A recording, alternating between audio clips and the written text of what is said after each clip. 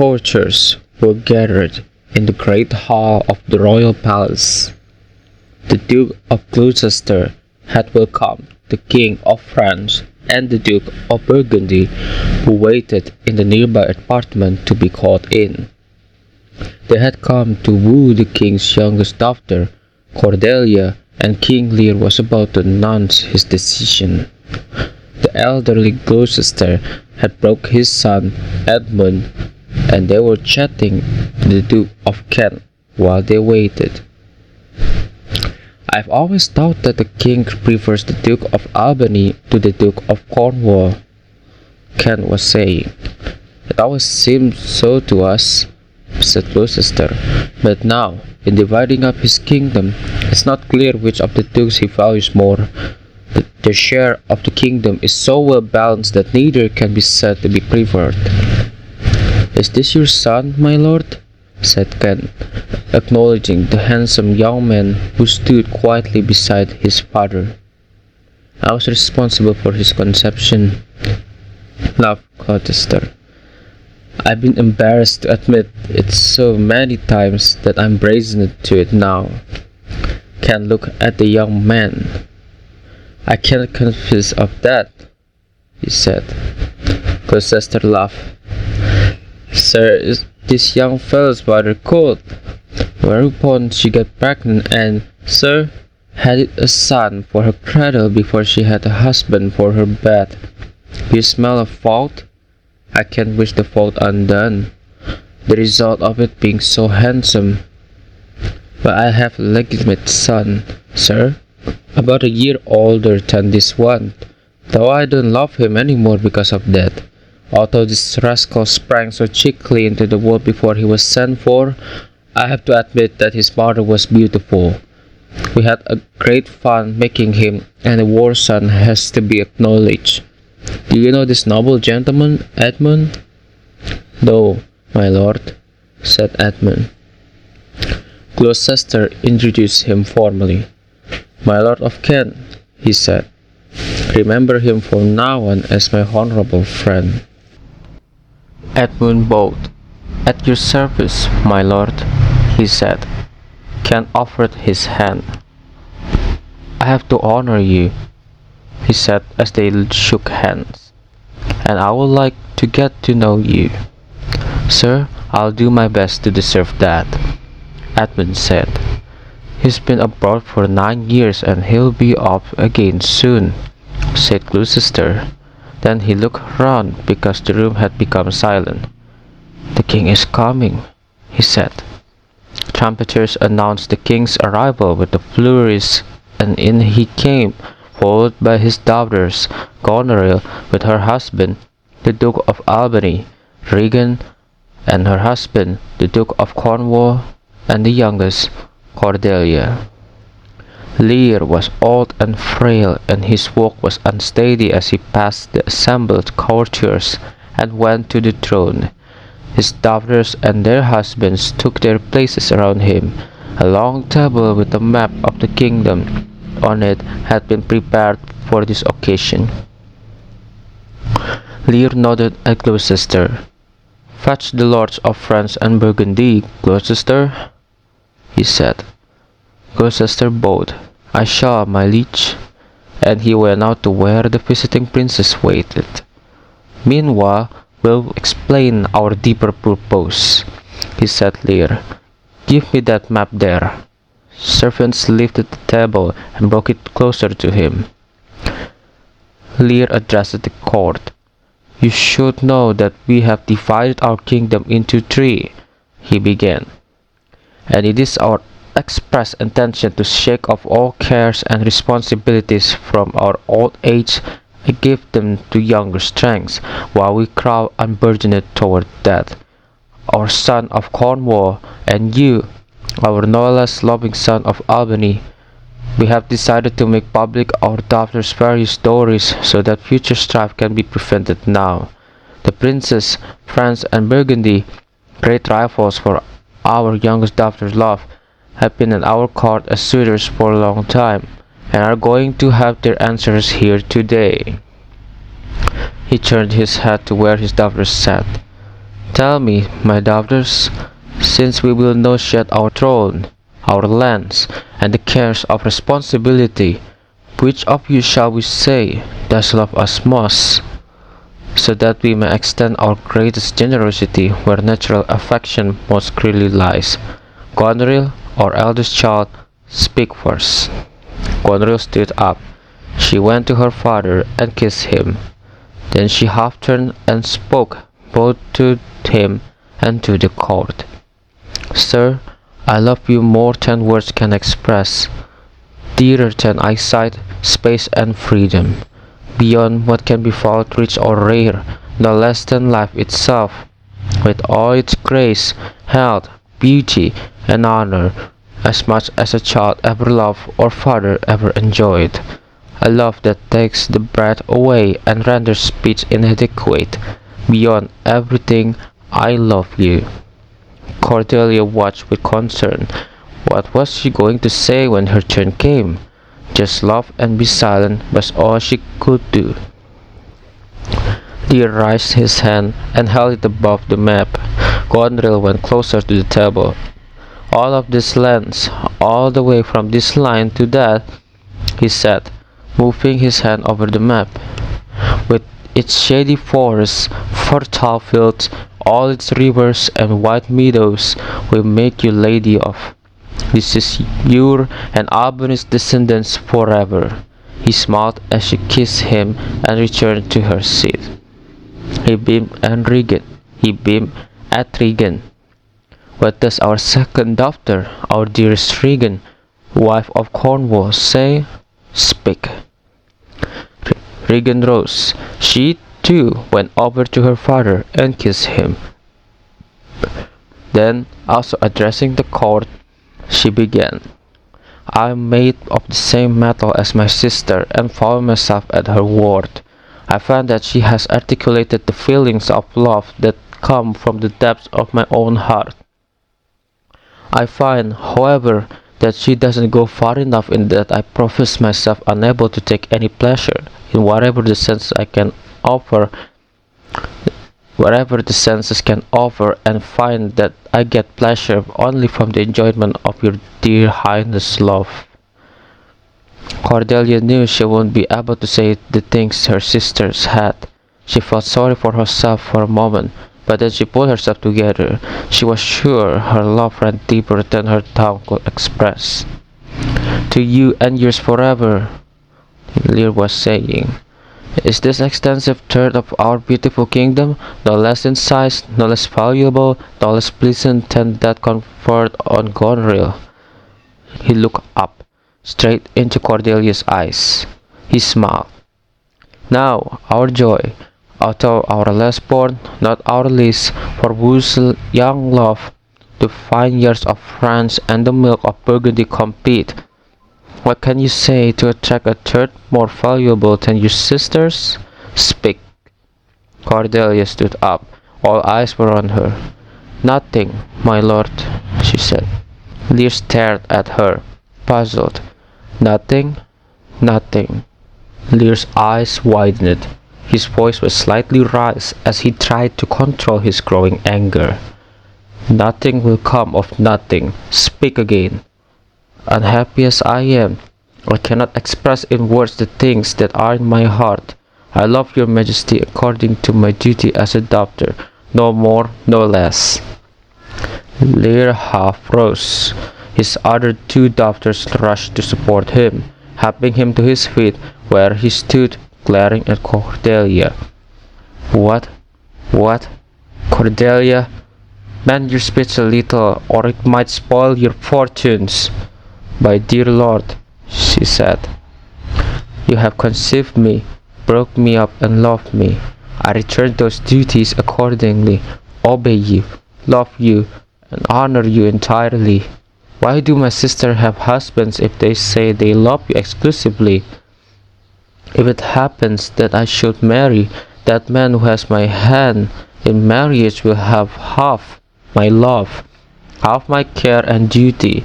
Certainly, I'll never marry like my sisters to love my father totally. Is this from your heart? Yes, my lord. So young and so hard-hearted. So young, my lord, and honest. So be it. Let your honesty be your dowry. By the sacred beams of the sun, the mysteries of Hecate and the night, by all the workings of the planets that govern our lives and deaths, I here disclaim my parental love, my kinship and blood relationship, and regard you as a stranger to my heart and to me forever. The barbarous Scythian are those who eat their offspring to satisfy their appetites, will be as well received, pitied, and given comfort as you, my sometime daughter. Ken went forward. My liege, he said. Silence, Ken. Lear's eyes were burning. His face was red. Don't come between the dragon and his wrath. I love her the most and planned to spend my retirement in her loving care. Get out of my sight. So my grave will be my only peace as I hereby separate her from her father's heart. Call the King of France. No one stirs. Call Burgundy, Cornwall, and Albany. Add this third to my two daughters' dowries. He pointed to Cordelia's portion on the map. Let pride, which she calls frankness, find her a husband. I invest you jointly with my power, authority, and all the trappings of majesty. Ourselves will live with each of you in alternate months, attended by 100 knights, maintained at your expense. Will retain only the name and all the respect that's due to a king. The influence, taxation, and all the other administrative matters, beloved sons, will be yours. To confirm that, this coronet is divided between you. An official presented a coronet on a purple cushion. Ken ignored the ceremony and tried again. Royal Lear, whom I've always honored as my king, loved as my father, followed as my master, mentioned in my prayers as my great patron. The bow is bent and drawn, interrupted Lear. Get out of the way of the arrow. Let it loose, rather, said Ken. Even if it pierces my heart, Ken has to be impolite when Lear is mad. What do you think you're doing, old man? Do you really think that duty will be afraid to speak out when power falls for flattery? Honor demands straight talk when royalty stoops to folly. Keep hold of your kingdom and rethink it rationally. Put a stop to this appalling recklessness. I'll stake my life on it. Your youngest daughter doesn't love you least, nor are those whose simple expression makes no hollow echoes empty-hearted. Lear's breathing was alarmingly labored as his anger seemed to overwhelm him. Ken, on your life, no more. I've never thought of my life as anything more than a poor pawn to be used against your enemies, nor do I fear to lose it in the interest of your safety. Out of my sight. See better, Lear, Ken said, and let me be, as I always have been, watchful on your behalf. The old king looked as though he was going to explode. Now, by Apollo, king. Ken shook his head. You invoke your gods in vain. Oh, you slave criminal! Lear's hand went to the hilt of his sword, and his two sons-in-law sprang up in alarm, with expression of concern. That's right, said Ken. Kill your doctor and give the fee to the 4 diseases. Withdraw your gift, or while I still have enough breath to speak, I'll insist that you're doing the wrong thing. Hear me, traitor, said Lear. On your oath of allegiance, hear me. Since you have tried to make us break our vow, which we have never dared to do before, and because you have, with great arrogance, tried to come between our sentence and our power to make it, which we cannot tolerate, either personally or officially, to confirm our power, take your reward. We give you 5 days to make your plans to shield yourself from the hardness of the world, and on the 6th, to turn your hatred back on our kingdom.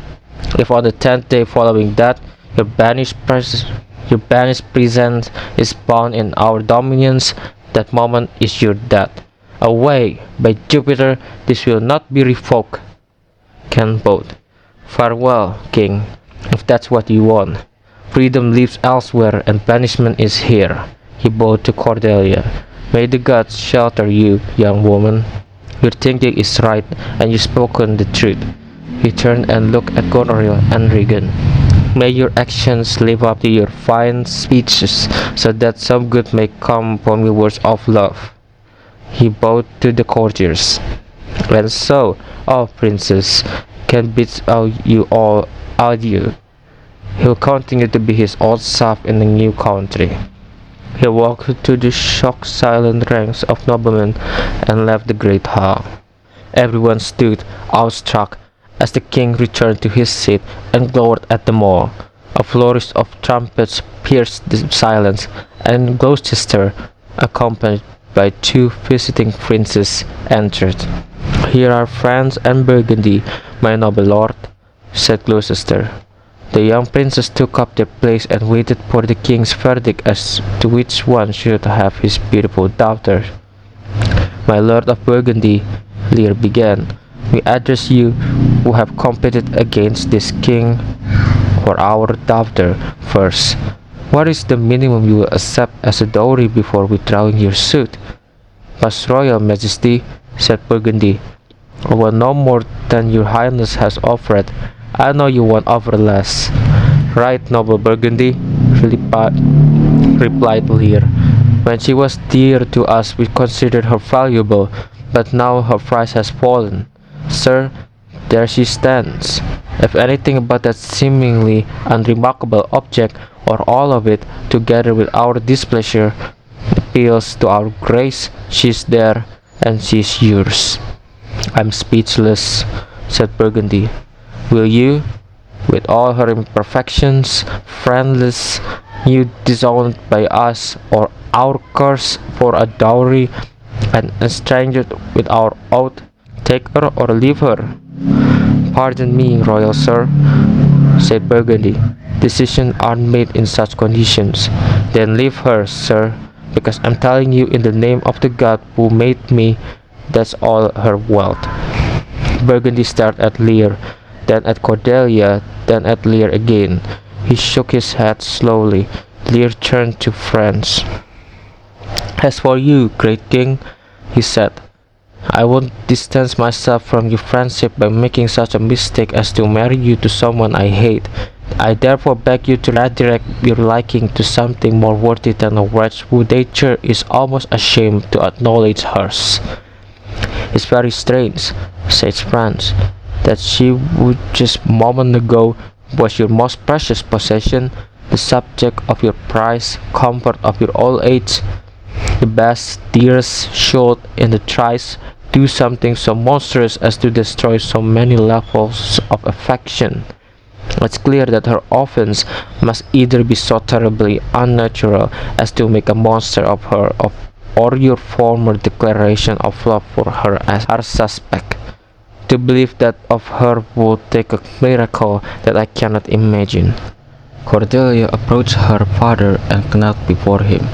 I would only ask your majesty, she said, as I lack the glib and oily art of saying things I don't mean, favoring deeds before words, that you state publicly that it isn't some vicious behavior, no murder or nastiness, no unjust act that has deprived me of your grace and favor.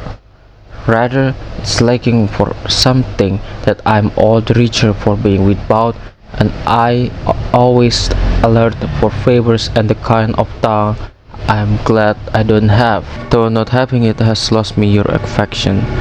Better you had never been born than not have pleased me better, said Lear. Is that all it is? Said France.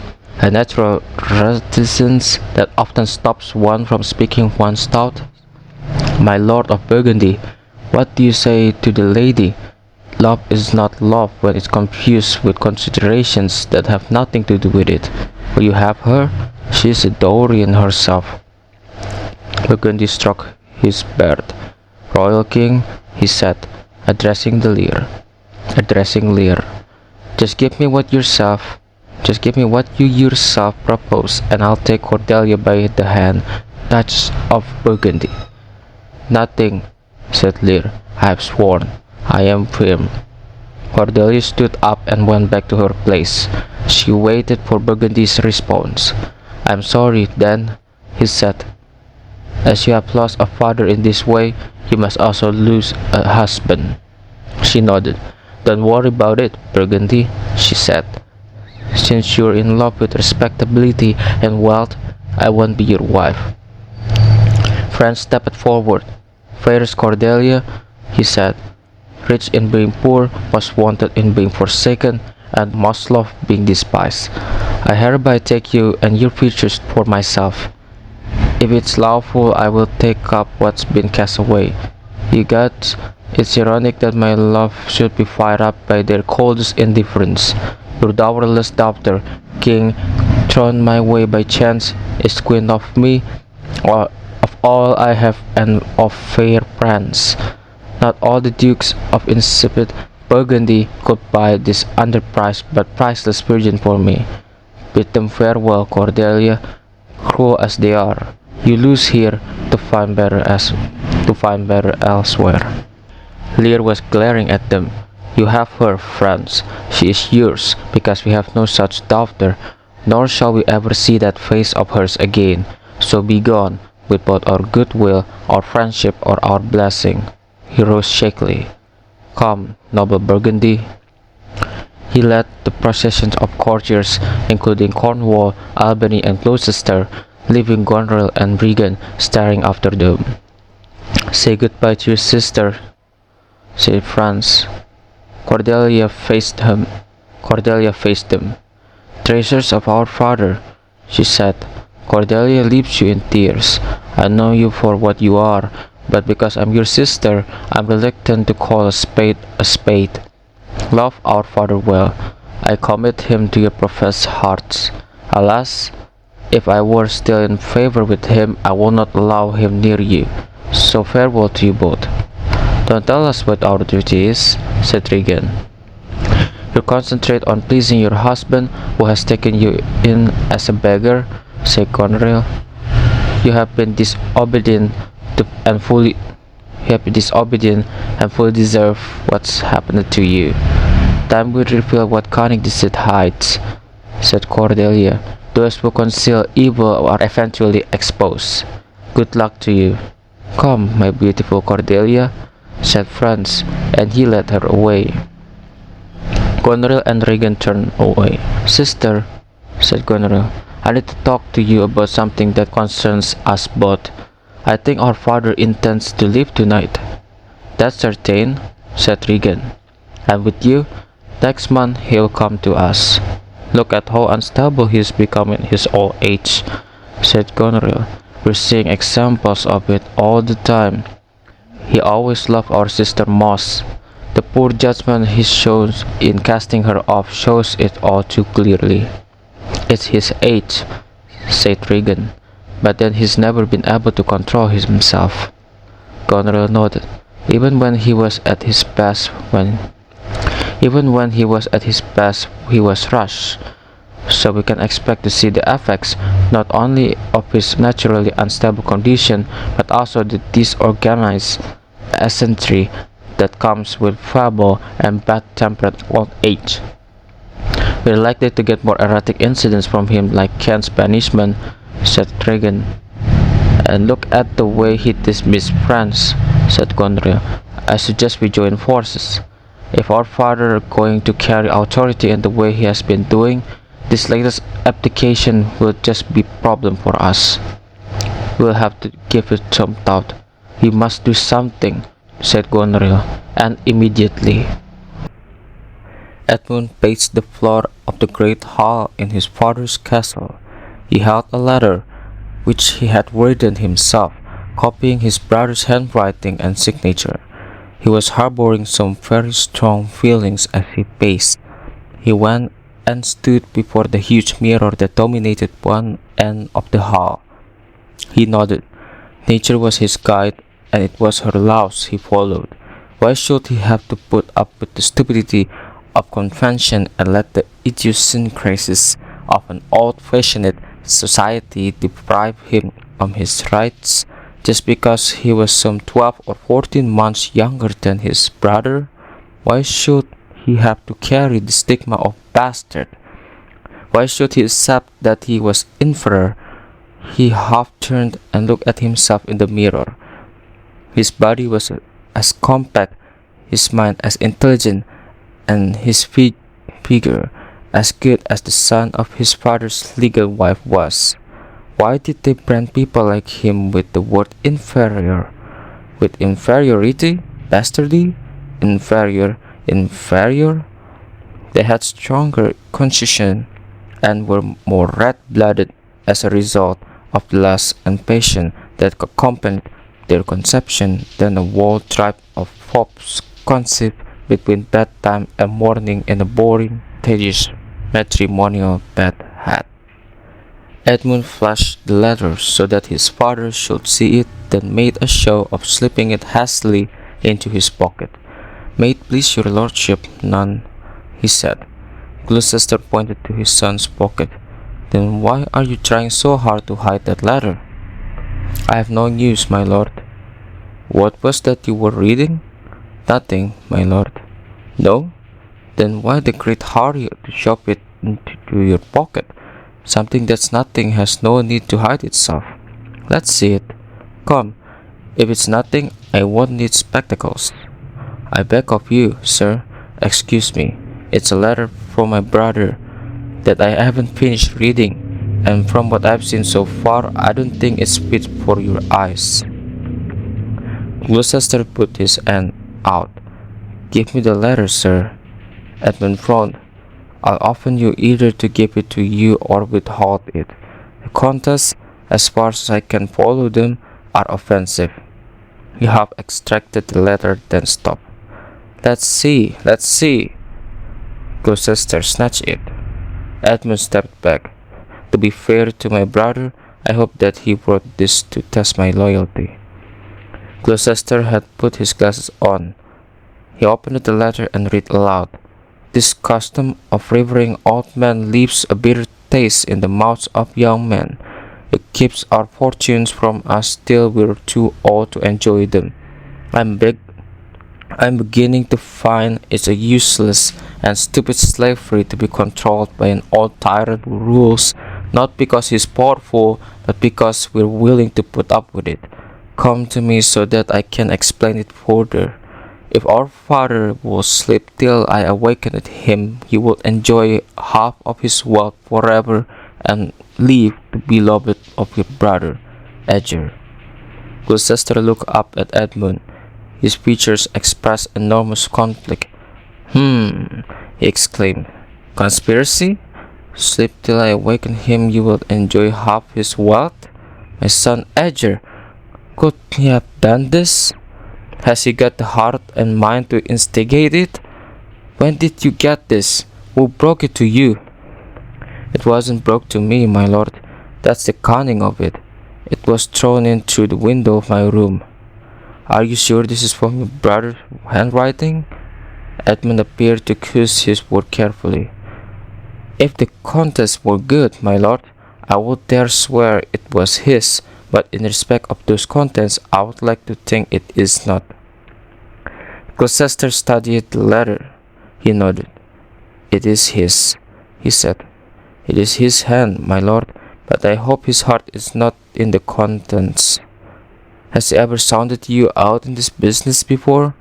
"Never, my lord," said Edmund, "but I've been often heard him maintaining that it would be more suitable for sons, or reaching maturity, and fathers fallen into decline, the father should be in the custody of the son, and the son should manage his affairs."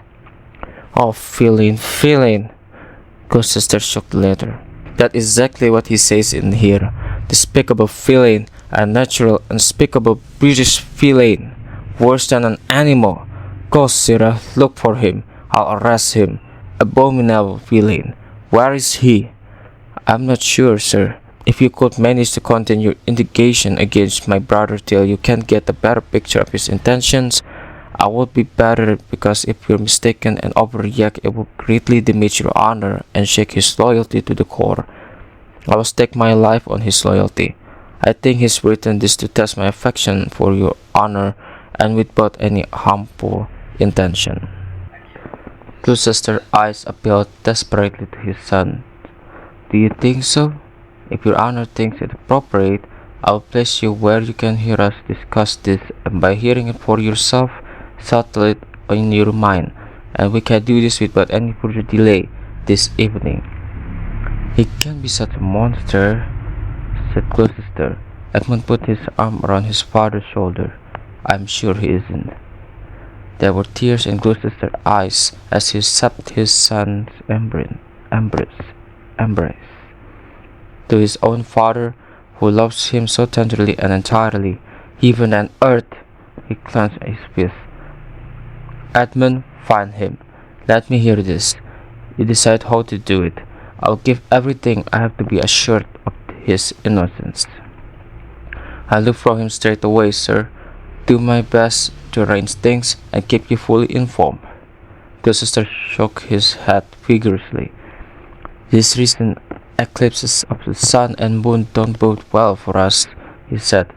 The wise man can explain it away as this or that. Nevertheless, we still have to suffer the consequences. Love cools, friendship dwindles, brothers are divided, riots in the cities, civil wars in countries, treason in palaces, and the bond between father and son broken. This feeling of mine falls into that mold, son against father. The king goes against his own nature. There is a father against child. Our best years are behind us. Plots, hypocrisy, treachery, and chaos follow us distressingly to our graves. Investigate this violent Edmund. You won't lose anything by it. Do it discreetly, and noble and royal can't banish his offense, honesty, chains. He patted Edmund's back and stumbled away, shaking his head. Edmund knew where his brother was, and he made his way there. What his father had been saying was typical of the stupidity of the people around him, that when something bad happened, often as a result of our own extravagant behavior, we blame it on the sun, the moon, the stars, as though we can help being villains. Fools because heaven has commanded us to be fools.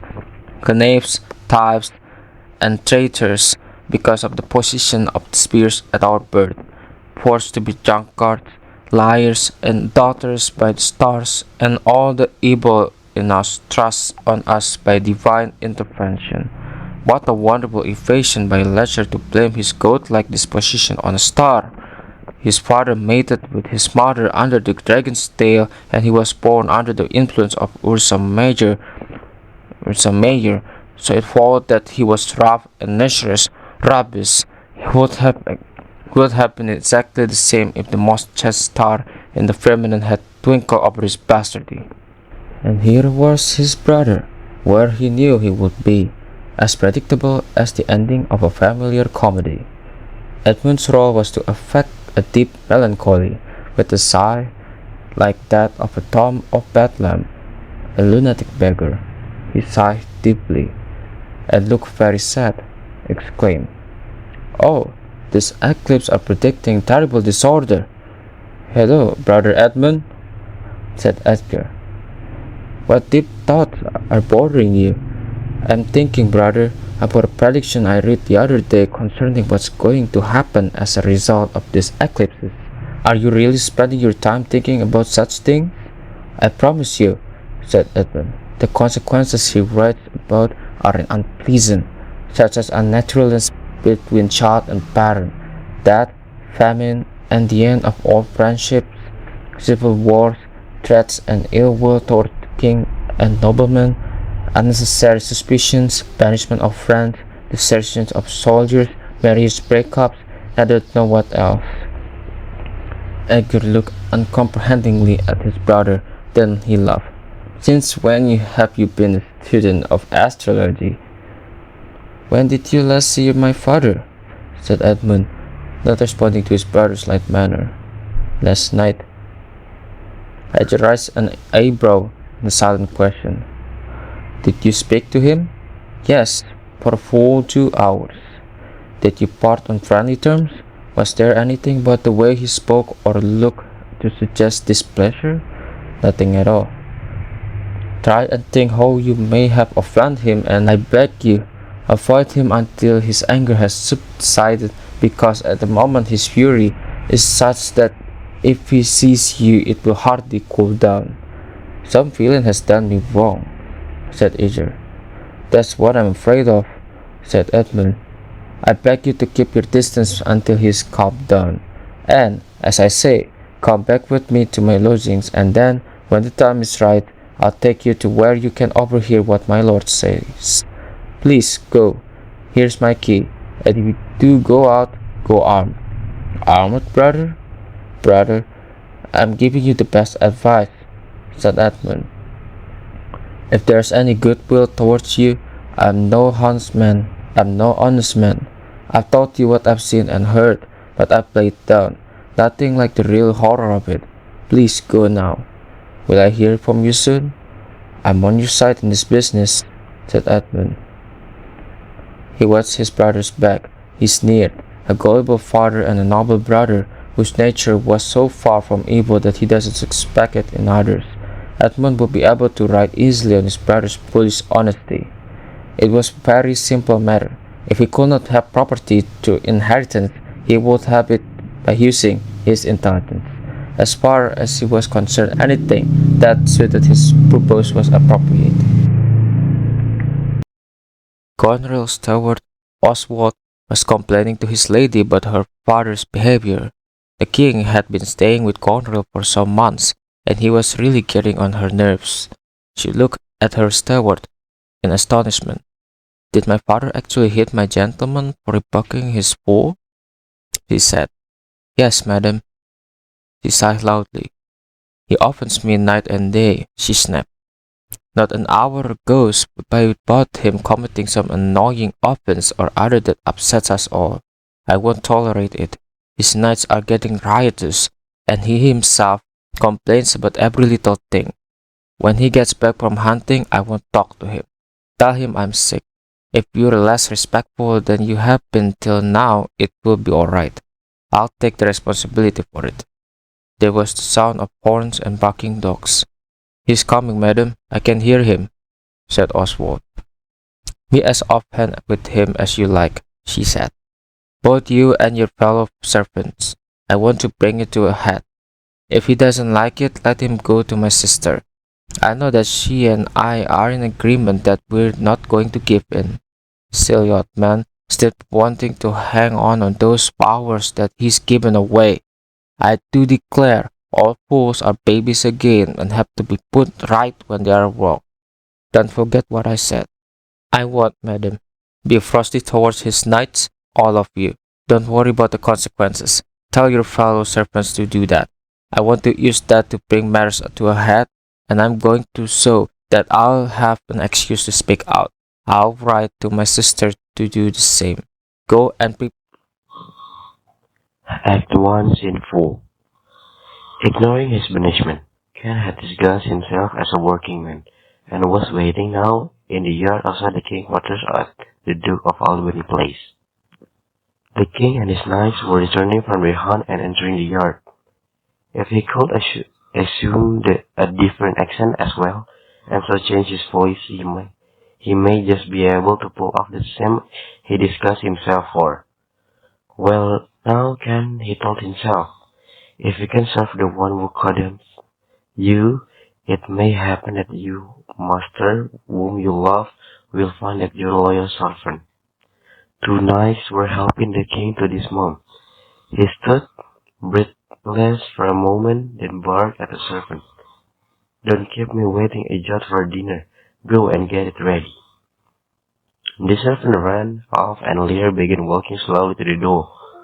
Ken got on his way. Standing right in front of him, Lear stopped. "Well now, who are you?" he said. "A man, sir." Ken sounded like the working man he appeared to be. What are you claiming? What do you want from us? I claim to be nothing, other than I appear to be, said Ken. To serve any man loyally will put his trust in me, to love him with honest, to converse with him with wise and says little, to fight when I have no alternative, and to eat no fish. Who are you? An honest hard fellow, and as poor as the king. Lear Lodge. If you are as poor as a subject as he is as king, that's quite poor. What do you want? A job. With whom? You. Do you know me, my man? No, sir, but there's something about you that makes me want to call you master. What's that?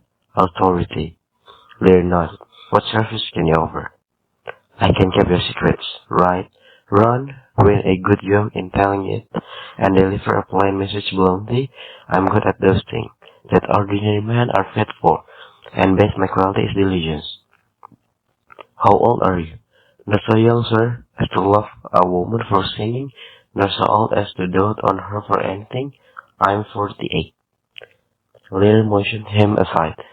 Follow me. You can be my servant. If I like you, no less after dinner, I won't let you go yet. Hey, dinner, where's my page? My fool.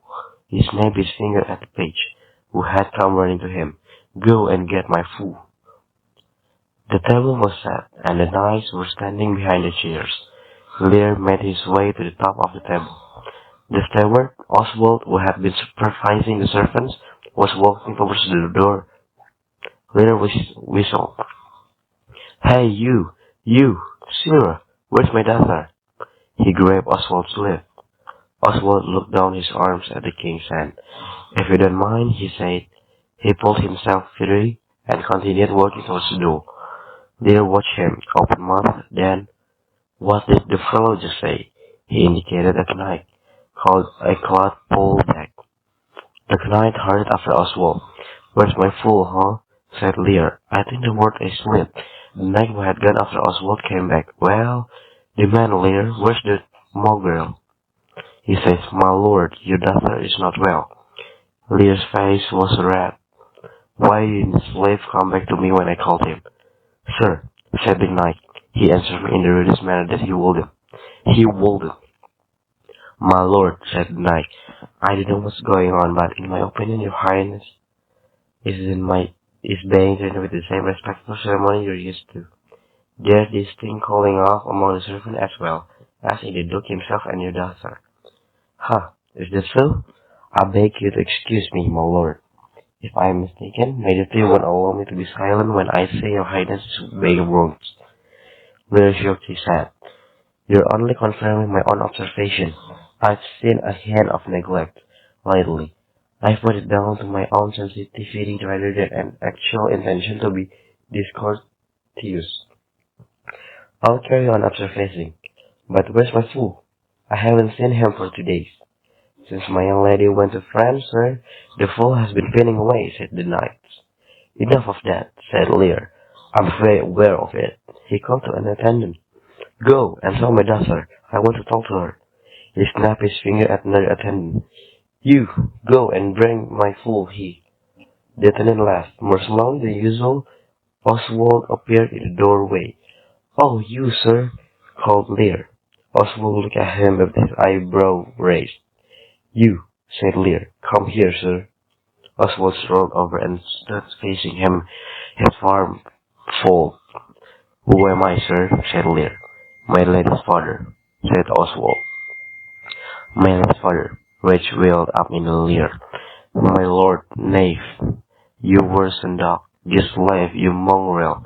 Oswald smiled. I am none of those things. My lord, if you don't mind, he looked Lear straight in the eyes. Lear advanced. Are you bending luck with me, you rascal? He struck the steward across the face with the back of his hand. I won't be struck, my lord, said Oswald. Ken had been standing close to the knight, and he stretched out his foot and tripped Oswald up as he turned to go. A trip, either you?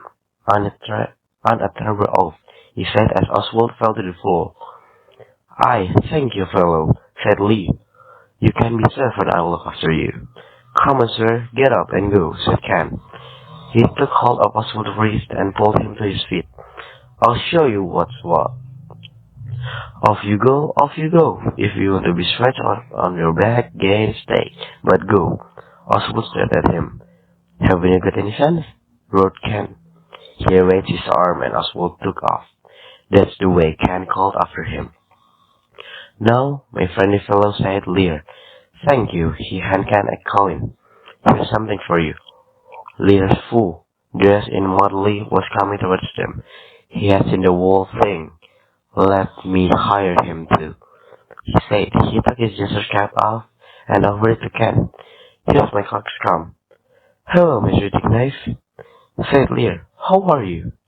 The fool ignored him. Sir, you had better take my coxcomb, he told Ken. Why, fool? Why? For taking the side of someone who out of favor? No. If you can go the way the wind is blowing, you catch a cold instead. So here, that's my coxcomb. He indicated a Lear with a movement of his head. Why? This fellow has banished two of his daughters, and unintentionally buzzed the third. If you work for him, you'll need to wear my coxcomb. Hello, uncle. I wish I had two coxcomb and two daughters. Why, my boy, said Lear. If I gave them everything I had, I'd keep my coxcomb for myself. Here's mine. Beg your daughter for another. Lear was only half joking when he responded. What shall Shira the whip? There's first is a dog that's sent to his kennel, said the fool. His whip wears flattery. The mongrel bitch is allowed to stand stinking in front of the fire. It's unbearable, muttered Lear. Sir, I tell you something, said the fool. Do. Listen carefully, uncle. Have more than you show, speak less than you know. Lend less than you owe, write more than you go. Learn more than that you're told, give less than you hold. Give up drink and your words, and stay more indoors, and we'll have you more. Then 2 times to a score, this is nothing, fool, said Lear. Then it's the worthless advice of an unpaid lawyer. You get it for nothing. Can you make this word of nothing, uncle? Why, no, boy. Nothing can be made of nothing. The fool turned to Ken. Please, he said, tell him. That's how much his income amounts to. He won't believe a fool. A bitter fool, exclaimed Lear. Do you know the difference, my boy, between a bitter fool and sweet one? Said the fool. No, lad. Lear laughed indulgently. You tell me, the fool bowed. However, consult thee. To give away your land, come place him here by me, and you for him there stand. The sweet and beautiful will instantly appear. The one is mortally here, the other standing here, the other standing there. He pointed at Lear. Are you calling me a fool, boy? Said Lear.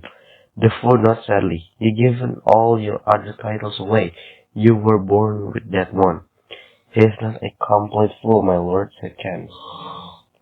No, indeed, agreed the fool. Lords and great men won't let me be. If I had the monopoly on folly, they would want their share of my profits. And ladies, too, they wouldn't let me have all the folly for myself. They be snatching. Uncle, give me an egg, and I'll give you 2 crowns. And what 2 crowns would they be? Said Lear.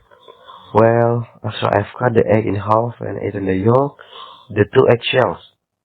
When you chop your crown in the middle and gave both half away, you carried your donkey over the mud on your back like it is saying. You had very little brain in your bald crown when you gave your golden one away. If I'm speaking like one with my title whip, the man who discovers that, fools haven't had it so bad in a year. Because wise men have turned foolish, so they don't know how their skills to wear. When wise men are so mulish. Since when have you been so full of songs, Sarah? Said Lear. I've become used to it, uncle. Ever since you met your daughter, your mothers, when you gave them a can, and pulled down your own trousers, then they for sudden joy did weep. And I for so sung that such a king shall play boo peep, and go the fools among. Please, uncle, and play a schoolmaster to teach you Teach you a fool how to lie. I'd like to learn how to lie. If you lie, Sira, we'll have you whipped. We'll have you white. I'm amazed that you and your daughter are related, said the fool. They have me whipped for speaking the truth. You have me whipped for lying. And sometimes I'm whipped for holding my tongue. I'd rather be anything than a fool. And yet, I wouldn't want to be you. Uncle, you have paired your brain on both sides and left nothing in the middle. Here comes on one of the pairings, he said as Gunnar approached. Here, the first, said Lear. What's that expression for? You've been frowning too much lately. The fool got between them. You were a fortunate fellow when you didn't have to care about her frowning. Now you're a zero without a number. I'm superior to you now. I'm a fool. You are nothing. Gunnar was giving the fool dark looks, her frown deepening. Yes, indeed, he said. I hold my tongue. That's why your face is telling me what to do. Also, you're not saying it. Shh, shh. He that keeps not cross nor crumb. Weary of all, show one some? He pointed to Lear. He showed a pea pot. Seeing Gunnar's face become even darker, he placed his finger across his lips and ran and hid behind his master. Gunnar drew herself up and faced her father square on. It's not only, sir, you're outspoken fool, but others among your insolent retinue were quarreling and breaking out at the same time and breaking out into gross and intolerable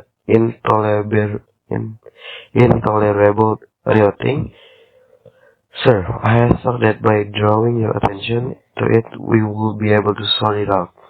But now I'm beginning to fear that, by what you yourself have been saying and doing, you're allowing this behavior and even encouraging it. If that, you couldn't expect to escape censure, nor would repercussions be slow in coming. In the interest of all, that will be embracing in other circumstances, but they would have to come. The fool peeped out from behind Lear. Because you know, uncle, the hedge sparrow fed the cocky so long that it had its head bit off by its young, so out went the candle and we were in darkness. Lear glared at Gunnar. Are you our daughter? He said. Johnny tossed her head. I wish you would use your common sense, which I know you have, and that you abandon the temperamental modes which have begun to change your personality. The fool came out from behind Lear and crouched between father and daughter. Perhaps a fool can tell when the cart drives the horse, he said. Gee up, Jock, I love you. Lear looked around desperately at the silent assembly. Does anyone here know me? He said. This isn't Lear. Does Lear walk like this? Speak like this? Where are his eyes? Either he is losing his mind or his senses are dull. What? Oh wait, it can't be. Is there anyone here who can tell me who I am? The fool put his hand up. Lear's shadows, he said. I want to know, said Lear, ignoring the fool, because on the impedance of my sanity, knowledge and reason I was fair I have daughters, who are determined.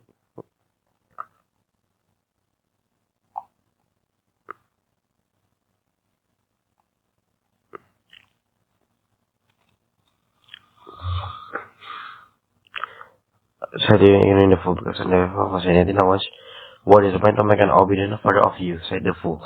Dear both, he said to Gunnar in mock courtesy. Your name? Fair, gentlewoman, he said. General wasn't amused or merely irritated. This history now, sir, are very much like your other new antics. She said, I would like you to understand me clearly.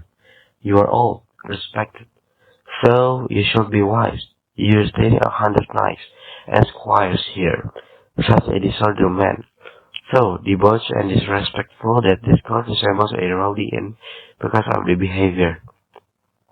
Their eating, drinking, worrying make it more like a tavern or rather than a respectable place. It's shameful and requires an immediate solution. So, our result to be requested by one will be just take the things you request. To reduce the size of you following a little and keep As you remain following, men must wait to your age. Who can behave better and make sure that you do too? Lear couldn't contain himself. How and default, he exclaimed. Saddle my horse, get my troop together. He turned back to Goneril. You degenerate bastard, he said. I won't trouble you. I still have another daughter left. You hit my people, said Goneril, and you disorderly rebel make servants of their betters. The Duke of Albany came in and walked towards them. God help him. We repent too late, Lear was saying. He saw Albany. Oh, sir, he said. So you're here, are you? Is this your doing? Tell me, sir. Tears streamed down his cheeks. Prepare my horse, he instructed his servant. Oh, ingratitude! Your mother hurts faint. More hideous when you show yourself in a child than in any sea monster. Albany was confused and concerned. He took his arm. Really, sir? He said. Calm down. Lear shook himself free. He turned on Goneril. Horribly, full sir, you're lying. My followers are men of great distinction, who know their duty well and jealously guard their reputation. Oh, wow, such a small detective show, it fell so hastily in Cordelia.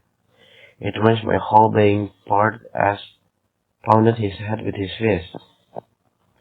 Oh, Lear, Lear! Breathe at this gate that lights her fully and your judgment out. He turned and faced the watching knights. Go, go, my people!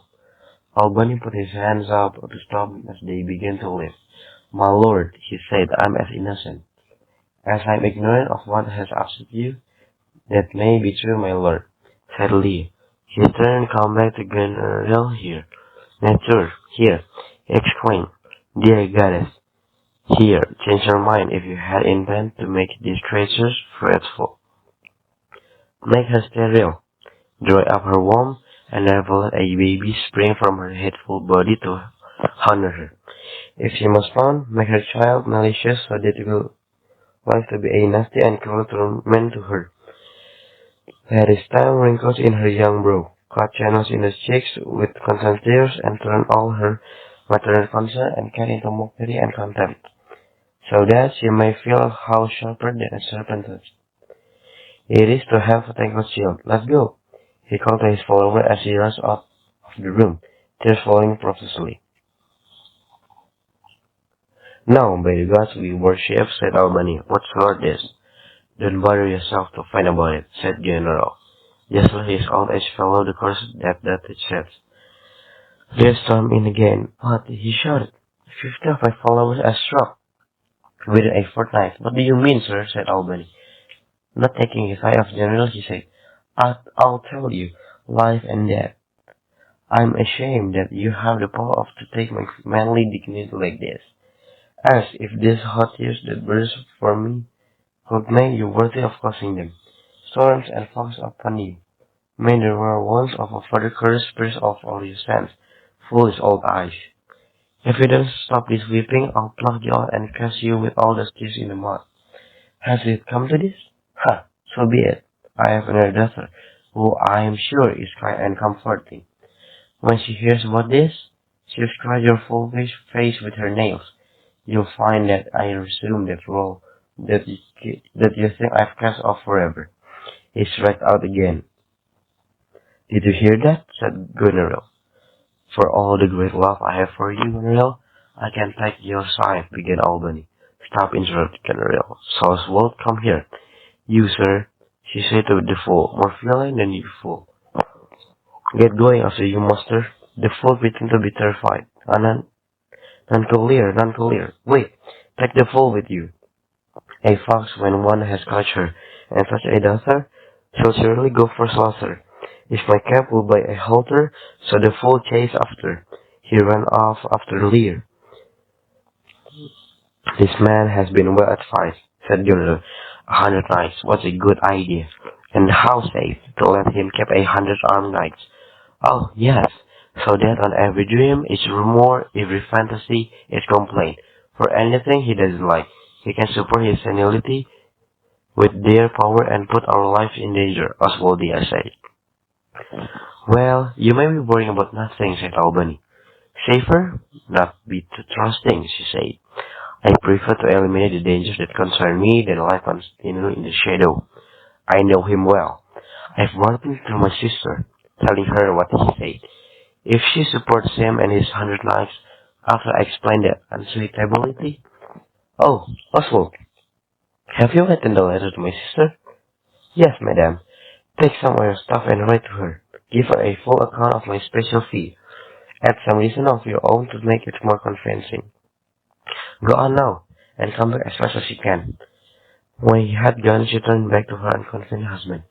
No, no, my lord, she said, this milky attitude and behavior of yours, although I did condemn it, yet, forgive me, you are much more courteous for your naivety than praise for your dangerous tolerance. I do know, too, what extent you're right, he said. Sometimes, when we try to make things better, we make them worse. He shrugged. All right then. Well, he said, we'll see how it turns out. Lear was packed, dressed, and ready to leave. Go ahead, offers to Gloucester with this letter. He told Ken, don't tell my daughter anything that you know other than what they came out of her questions about the letter. If you don't hurry, I'll be there before you. Taking the hint, Ken moved fast. I won't sleep, my lord, till I've delivered the letter, he called over his shoulder. The fool watched him and laughed. If a man's brains were in his heels, wouldn't they be in danger of chilblains? Yes, boy, said Lear. He was answering the fool, but the tension within him was unbearable. Then cheer up, said the fool. With your intelligence, you'll never have to wear soft slippers. That made Lear laugh, a forced bitter laugh. You'll see, said the fool. Your other daughter will be kind, although she is similar to this one, as a crab apple is to a crab. I know what I know. What do you know, boy? She will taste the same. Do you know why one's nose is in the middle of one's face? No. Why? To keep one eyes on either side of one's nose, so that what a man can smell out he can look into. Lear was listening. I did her wrong, he said under his breath. Do you know how an oyster makes its shells? Demanded the fool. No, nor do. But I know why a snail has a house. Why, said Lear, to put his head into it. Of course, not to give it away to his daughter, and leave himself with no protection. I'll forget myself, said Lear. So kind a father, he muttered. Are my horse already? Your ass are doing it now, said the fool. The reason why the players are no more than 7 stars is a good one. Because they are an egg? Yes, indeed. You make a good fool. Lear shook his head. To take it back again, he muttered, monstrous ingratitude. If you were my fool, uncle, I'll have you beaten for being old before your time. What do you mean? You shouldn't have got old before you were wise. Lear groaned. Oh, don't let me go mad. Not mad? Sweet heaven, keep me sane. I didn't want to be mad. One of the knights was coming towards them. Well, are my horse ready? Ready, my lord. Come, boy. The fool skipping after him grinned. She is the maid now, and large my departure shall not be a maid long, unless thing be cut shorter. Edmund encountered a young lord he knew as he made his way toward his brother's hiding place in his fur castle. God save you, Curran, he said. And you, sir, said Curran. I've just been with your father and I've informed him that the Duke of Cornwall and his Duchess Regan will be here with him tonight. Edmund was surprised. How did that come about? I have no idea, said Curran. Have you heard the news that's going about? I mean, the whispered rumors, because it's only idle gossip at the moment. No, said Edmund. Please tell me. Haven't you heard a rumors of war between the Dukes of Cornwall and Albany? Not a word. You may do. Then, in time, goodbye, sir. The Duke coming there that night. Things were getting better and better. Fantastic. This fit with his scheme perfectly. His father had hidden himself to overhear his brother, and he had a tricky operation to perform. He stopped at the foot of the staircase that led to Edgar's hiding place. This had better work. Brother. He called a word descent brother. I say. A door opened. Edmund knew where his father was hiding, behind a huge pillar, and he went and stood in front of it. When Edgar approached, smiling, Edmund put on an agitated manner. "Oh, sir, run from this place," he whispered. Our father knows where you're hiding. You have the advantage of darkness. Have you been saying things about the Duke of Cornwall? He's on his way here right now. In the night, in a great hurry, and your guns with him. Have you said anything in his favor against the Duke of Albany thing? I'm sure of it, not a word, said Edgar. I can hear my father coming, said Edmund. Excuse me, I have to pretend to draw my sword on you. You draw too. Make as if to defend yourself. Make it realistic. Surrender, he shouted. Come to my father. Like dear, fly. Brother, he whispered. Torch, so farewell. He whispered as Edgar turned and ran. Edmund caught his arm, some blood pouring from him with convincing evidence of his first struggle. He had seen drunk arts do more than this in fun. Father, he bellowed. Stop, will no one help me? Gloucester stepped from behind the pillar and joined Edmund, as some servant appeared with torch. Now, Edmund, he said, where's the villain? Edmund displayed his wounded arm. He was standing here in the dark, his sharp sword art mumbling of evil spells, and doing obeisance to the moon to gain her favor. But where is he? Look, sir, I'm bleeding. Where's the villain, Edmund? Flee this way, sir, Edmund pointed, when he couldn't. Pursue him. Gloucester told the servant. Hurry, go after him. Couldn't what? Persuade me to murder your lordship, said Edmund. I told him the faithful gods fan all their thunder on parasites. I mentioned the strong and complex bond that ties a child to its father. Sir, in short, seeing how bitterly opposed I was to his unnatural sin, he lunged at my defenseless body with his naked sword and wounded my arm. But when he saw the energy with which I responded to the challenge, aroused by the rightness of the cause, or perhaps startled by the noise I made, he suddenly ran away. No matter how far he flies, as long as he's in the land he caught, said Gloucester, and caught killed the noble Duke. My master, my worthy lord and patron, is come here tonight. I'll use his authority to proclaim that who finds him will be rewarded for bringing the murderous coward to the stake. For anyone who shelters him, death. When I tried to dissuade him from his attention and found that he was determined to do it, with angry words I threatened to expose him, said Edmund. He replied, You penniless bastard, do you think that if it was your word against mine, anyone would believe you? No, I deny Allah. Absolutely. Even if you were to produce my own handwriting, I'd say it was your sim, and that you had proposed it. The world would have to be very stupid not to see the advantage of my death of you, enough to make you seek it. Oh, the strange and uncompromising villain! Exclaimed Gloucester. He said he would deny his letter, did he? He's not my child. There was a trumpet call. Listen, said Gloucester. The Duke trumpets.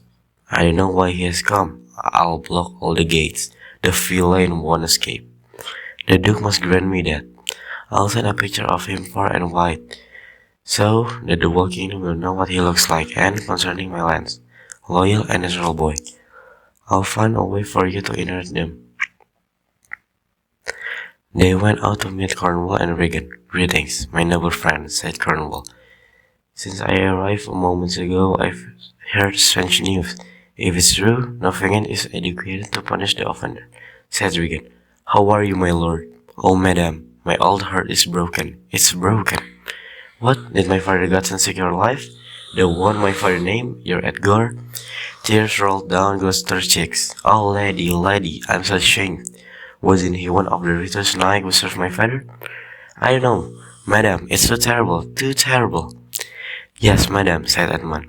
He was one of them. It's no wonder that he was disloyal then, said Regan. They put him to plotting the old man death so they could squander his wealth. Just this every evening my sister has informed me about them and with such warnings that if they come to stay at my house I won't be there. Nor I, Regan, I assure you, said Cornwall. Edmund, I hear that you've been looking after your father. It was my duty, sir, said Edmund. He exposed his plot, and is if the one you can see trying to arrest him, said Gloucester. Cornwall nodded. Is he being pursued? Yes, my good lord. If he's captured, you won't have to fear him again, said Cornwall. Make whatever plans you like, use him resources as you please, and you, Edmund, whose virtue and obedience is so commendable at this moment, you'll be one of our people. Need you trust with people, or we seizing upon your service? Edmund bowed. I will serve you loyally, sir, above everything. I thank you on his behalf, your grace, said Gloucester. You don't know why we came to visit you, began Gloucester. So unexpectedly, said Regan, waving our way through the dark night. Matters, noble Gloucester, of some importance, requiring your advice, our father has written to us. And so has our sister of course, and I thought it best to deal with it away from home. The messengers are waiting for the instruction. Our good old friends cheer up and give us your much valued advice about these matters. They require instant action. Gloucester's boat. Your servant, madam. Your grace are most welcome. He led the way indoors. Action 2 Scan 2. Ken arrived at Gloucester Castle and handed his horse over to the stable attendants. Oswald and his attendants were riding toward the castle. Oswald drew up and called to Ken. Good evening, friend. Are you a servant here? Please, if you have any respect for me, tell me. I don't have any respect for you. Well then, I don't care about you either, sighed Oswald. If there is any more lip from you will make you care about me, sighed Ken.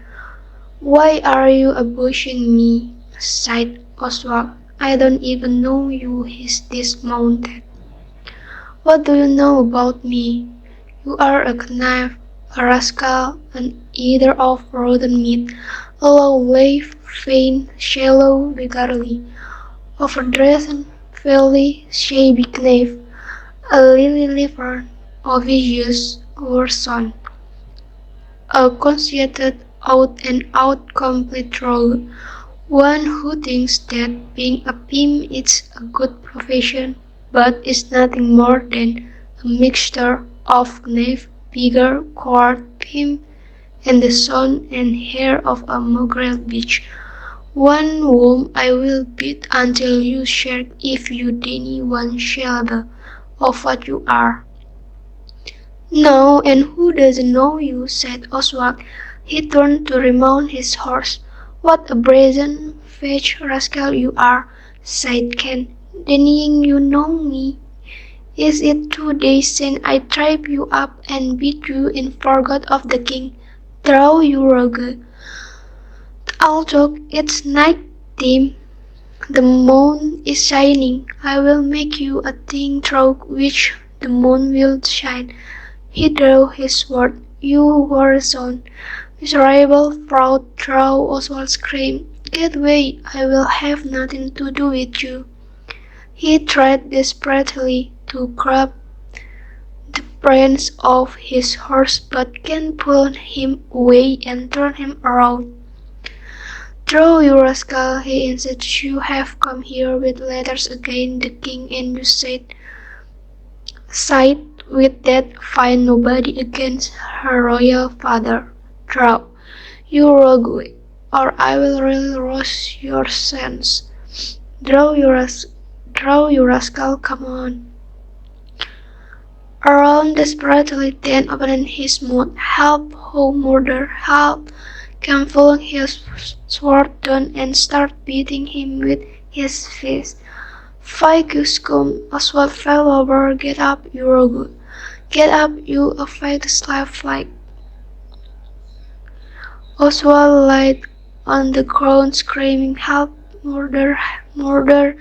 I will take you on to young fellow millet if you like side gain. Come on, I will show you, come on, my lad. The news of the disturbance had reached the ears of the great ones, and they came rushing toward me, fighting men.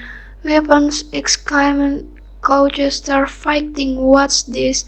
No more you upon your life, said Cornwall, the next one to strike dies. What's this about? Said Cornwall. They are messenger from our sister and the king, said Regan. What's the quarrel? Speak, said Cornwall. Oswald got up slowly and brushed himself off. I'm off breath, he said. No wonder, Saint Kens, your courage has been overactive. You cowardly rascal, you are not royal a tailorman, you are a weird fellow, said Cornwall. A tailor make a man, a tailor serves a stonemason, or a painter can't have done such a. Your son said you unscary leather from a can. My lord, if you will allow me, I will grind this useless villain into mortar and plaster the wall of a John with him. Spare my grey beard, you weak child. He tried to raise his arm, and the servant tightened their grip. Quite, sirrah, said Cornwall, you coarse rogue, haven't you got any respect? Yes, sure, but in your take first, please. Why are you so angry? Said Cornwall. Because such a slave as this sword were a sword, but were not honesty. Smiling villains like this often. Till none, said Regan. Till night, my lord, and all night too. Why, madam, said Ken, if I were your father's dog, you won't abuse me like that. Sir, you being his dog, I will, she said, this is the very sort of fellow our sisters speak of. The cart with the stock on it was being driven out of a barn, and it rolled up to them. Come bring the stock, said Regan.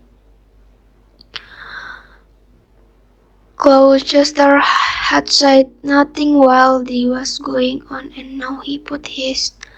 Regan thought her hate my sister may be much more of a play though why her gentleman has been abused and assaulted for crying out her business, but his legs in.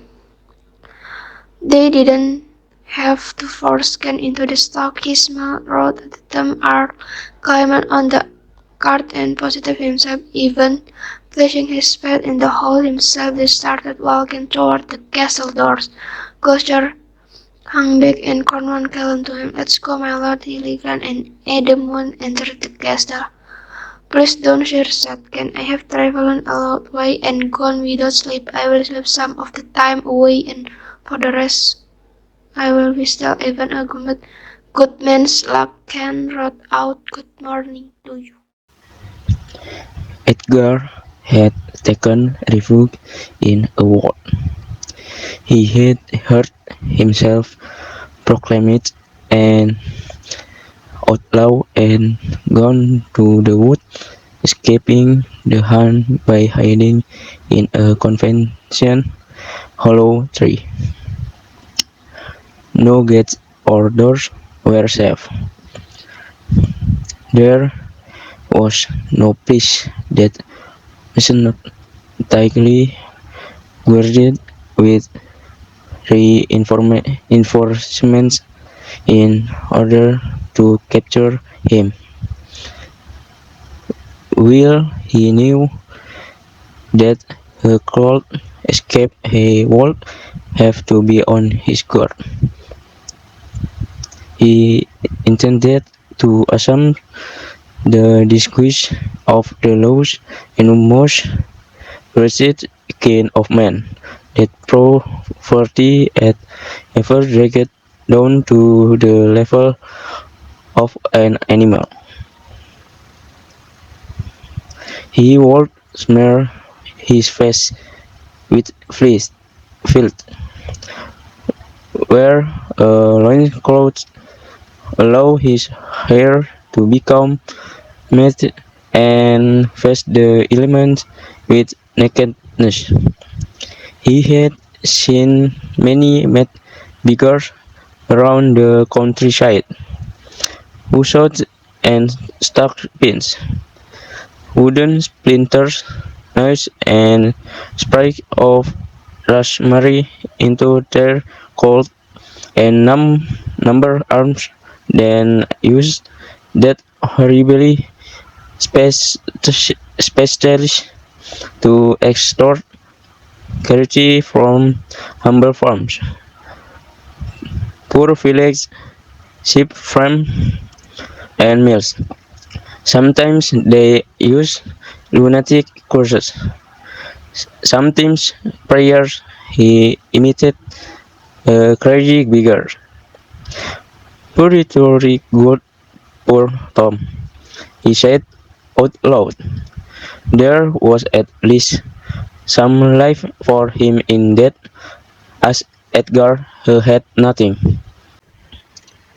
Lear's coach pulled up in front of Gloucester's castle, where the cart on which Ken sat, his legs secured in the stock, stood. The king had gone to Cornwall's castle and found that they were not there. So he had decided to go to Gloucester. One of his knights had gone before to let Gloucester know that he was coming, and he came out now to tell Lear what was happening. It's strange that they should leave him like that and not send my messenger back to tell me, said Lear. Lear got out and began walking toward the castle door. Greetings, noble master, called Ken as the king passed him. Lear was taken aback as recognized his servant. Huh? Exclaimed, is this humiliation habitual with you? No, my lord, said Ken. The fool giggled, his roaring, constricting girders, horse are teeth by their heads, dogs and bears by their necks, monkey by the waist, and men by the leg. When a man gets out of hand, then he has to wear wooden stockings. Who has so mistaken your possession that has placed you here? Said Lear. It is both and she, said Ken. Your son and your daughter? No. Yes. No, I see. I see I. No, no, no. They wouldn't. Yes, yes, they have. By Jupiter, I swear no. By Jupiter, I swear I. They wouldn't dare do it, said Lear. They could not, would not do it.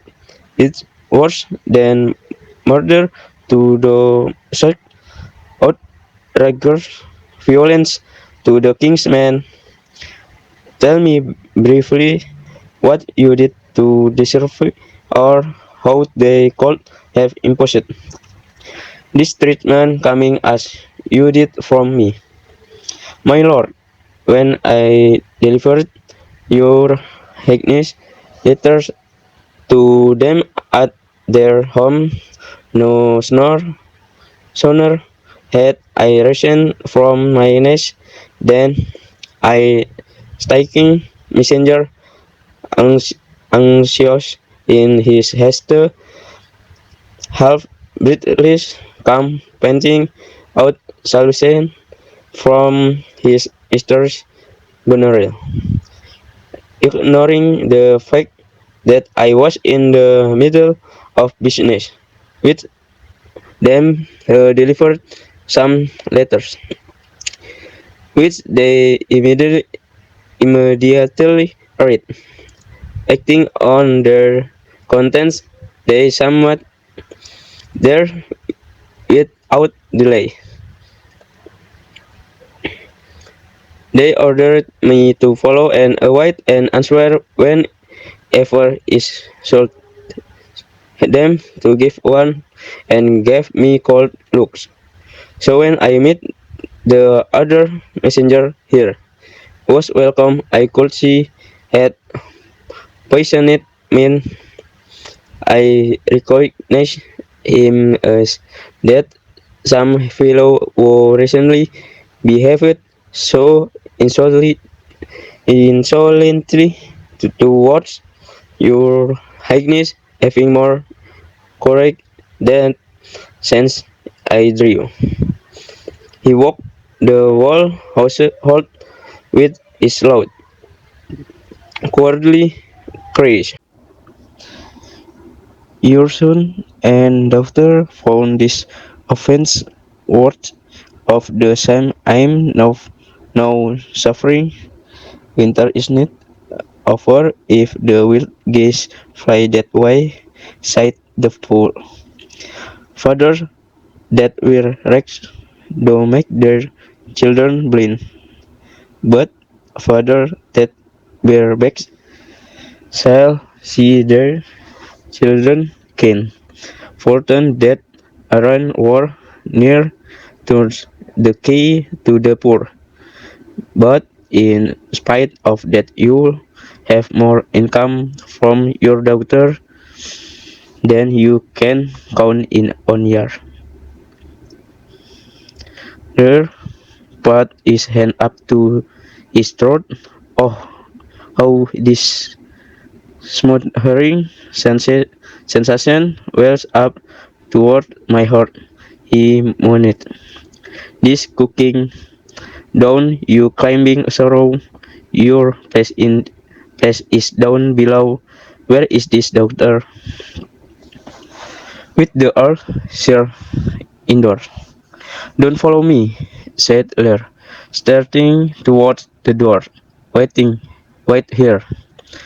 Did you commit no other offense than the one you mentioned? Said the knight. None, but why has the king got so few with him? The fool laughed. If you'd been put in the stock for that question, you'd have well deserved it. Why fool? Said Ken. We'll have to send you to school with the end, said the fool.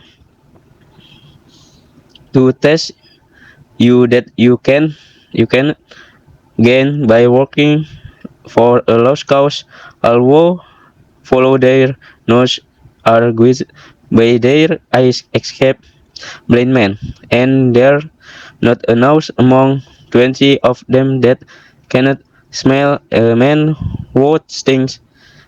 Let go of a hook well when it's running down a hill, lest you break your neck trying to keep up with it.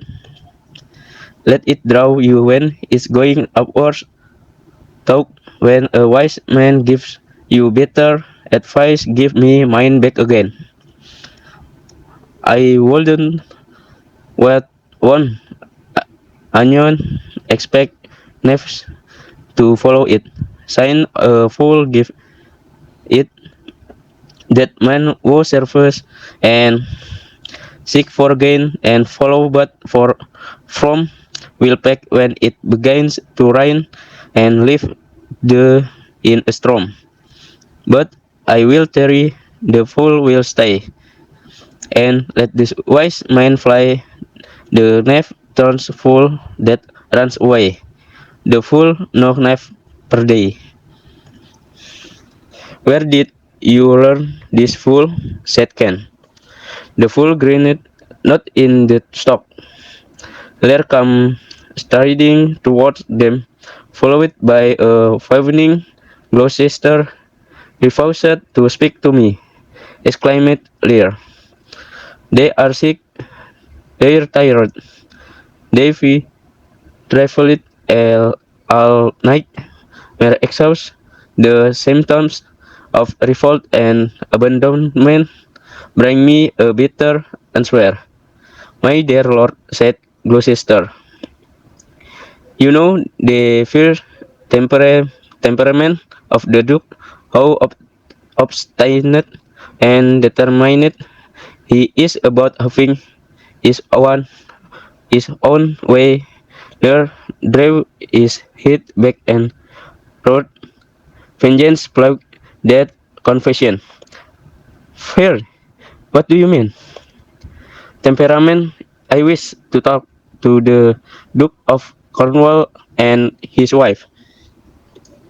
Well, my good lord, sighed Gloucester, I have informed them of that. Informed them, do you understand me, man? Yes, my good lord. Lear went close to Gloucester and spoke slowly right into his face.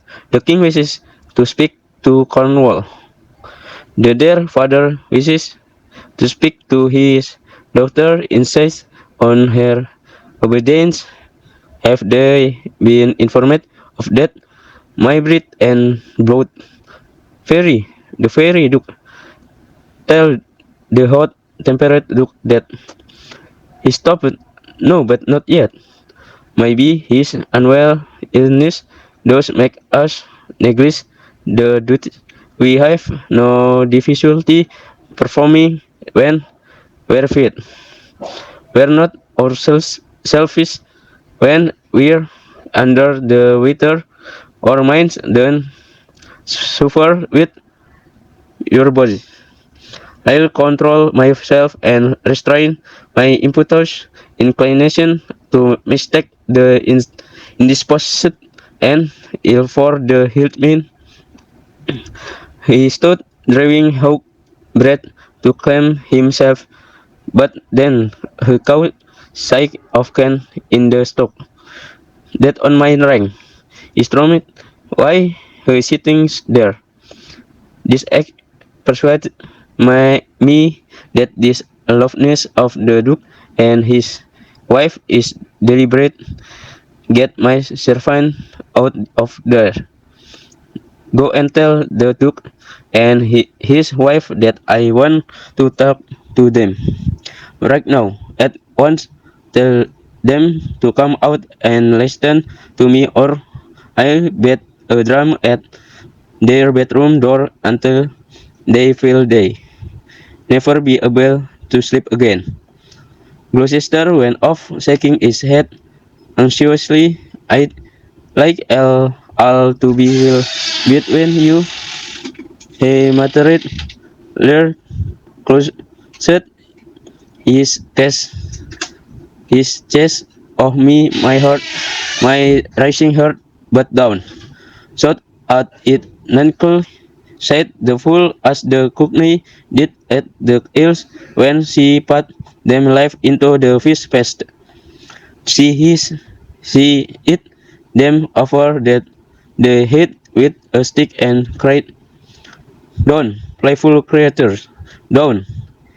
It was the brother woe out of poor Kenneth to his heart. Butters, his hey Gloucester was coming back, followed by Cornwall and Regan. Lear smiled. Good morning to you both, he called to them. Cornwall started forward, signaling as he did so to the servants to release Ken. He stopped and bowed to Lear. Hail to your grace. Regan come up behind her husband and smile at her father. I am glad to see your highness, she said, curtsying. Regan, I think you are, said Lear. I have good reason for thinking so. If you were glad, I would separate myself from your mother's grave because it would be holding an adulteress. Ken was oppressing. Oh, are you free? Said Lear. We'll talk about this some other time. Ken nodded and left them. Lear turned back to hike Doctor Beloved Regan. Your sister's not worth it. Oh, Regan, she stabbed me here with her sharp tooth and finished beating his chest like a vulture that's been tied there. I can scarcely tell you you would believe the private the private the prophet you would believe the private manner with which oh again. Oh come on, sir, be patient. This she sighed. I'm hoping it's that you're underfalling her rather than that she's falling short of her duty. What's that? He said. What do you mean? I cannot imagine for a moment that my sister would fail in her duty if she is indeed restrained the witness of your followers. It would be on such grounds and for such good reasons as to clear her from all blame. Lear stared at her in disbelief. Then my curse on her, he exclaimed. Regan tossed. Oh, sis, oh, sir, you are right at the end of your life. You should be at peace and guided by some mature person who knows you better than you know yourself. So I beg you to go back to our sister and tell her that you've wronged her.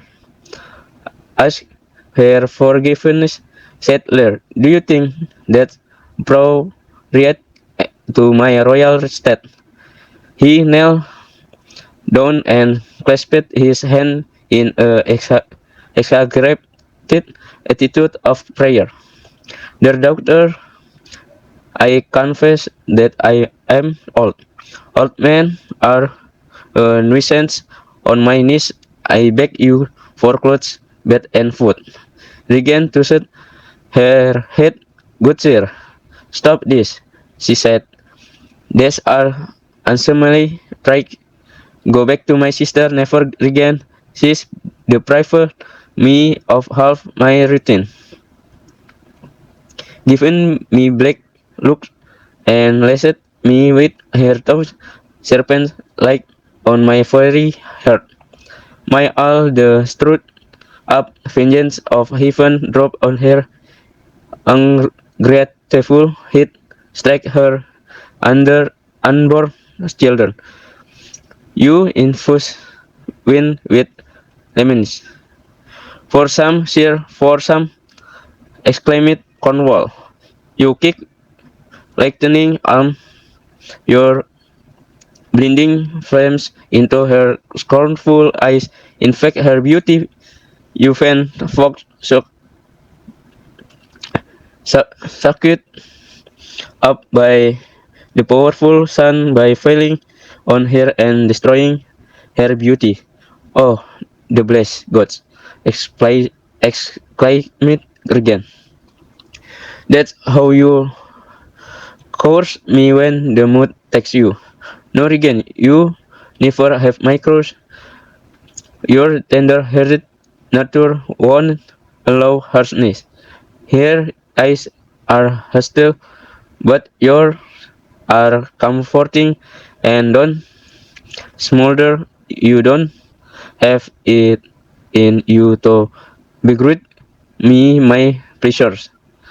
to cut off my return, to exchange hasty words, to reduce my following, and finally to bolt the door against me. You understand better the duties of a child, good manners, dues of gratitude. You haven't forgotten the half of the kingdom that I gave you. Good sir, she said, get to the point. Who put my men in the stock? A trumpet sounds and Cornwall scored the horizon. Whose trumpet is that? I know it, said Regan. It's my sister. It confirmed her letter that she'd be here soon. Oswald was approaching. Is your lady here? Said Regan. When Lear saw Oswald, he was filled with anger. This is the slave whose arrogant manner depends on the weekly patronage of the whom her followers. Get out of my sight, ergo. What does your grace mean? Said Cornwall. Who put my servant in the stocks? Again, I'm sure you didn't know about it. Oh, this. He flinches as Goneril's coach drew up and she got out. Oh, heavens, if you love old men, if your gracious, powerful bodies, if yourselves or are old, make this your cause, intervene and take my side. He glared at Goneril. Aren't you hesitant to look upon this bird? The sister greeted each other with affection of Regan. He said, will you take her hand? Why not my hand? Sure, said Goneril. How have I offended? Something is offensive just because someone says so and because old men call it that. Learn what is on his chest outside. You are too tough. Are you still intact? How did my man come to be in the shop? I put him there, sir, said Cornwall, but his countess deserved it worse. You, did you? Please, sir, said Regan. Being walked according. If you will return with my sister and stay with her till the end of your month, dismissing all your followers, then you can come to me. I'm away from home at present and not in a position to entertain you properly. Return to here and 50 men dismissed. No, I rather reject all shelter and cause to fight the elements. Be the companion of the wolf and the all feel the sharp pains of the profession return with here. I would rather kneel before the throne of the passionate friends who took our youngest born without a dowry and like a petty square beg a pension of him to keep the wolf from the door. Return with her persuade me instead to be the slave and underling to this distant servant. He points at Oswald. Suit yourself, sir, said Gunnery, yawning. Lear appealed to hear a beg of you, doctor, he said. Don't make me go, Matt. I won't trouble you, my child. Farewell. We won't meet anymore. We won't see each other anymore. There we're there in his eyes. He sobbed quietly. Then his anger returned. But you're still my flesh and bone.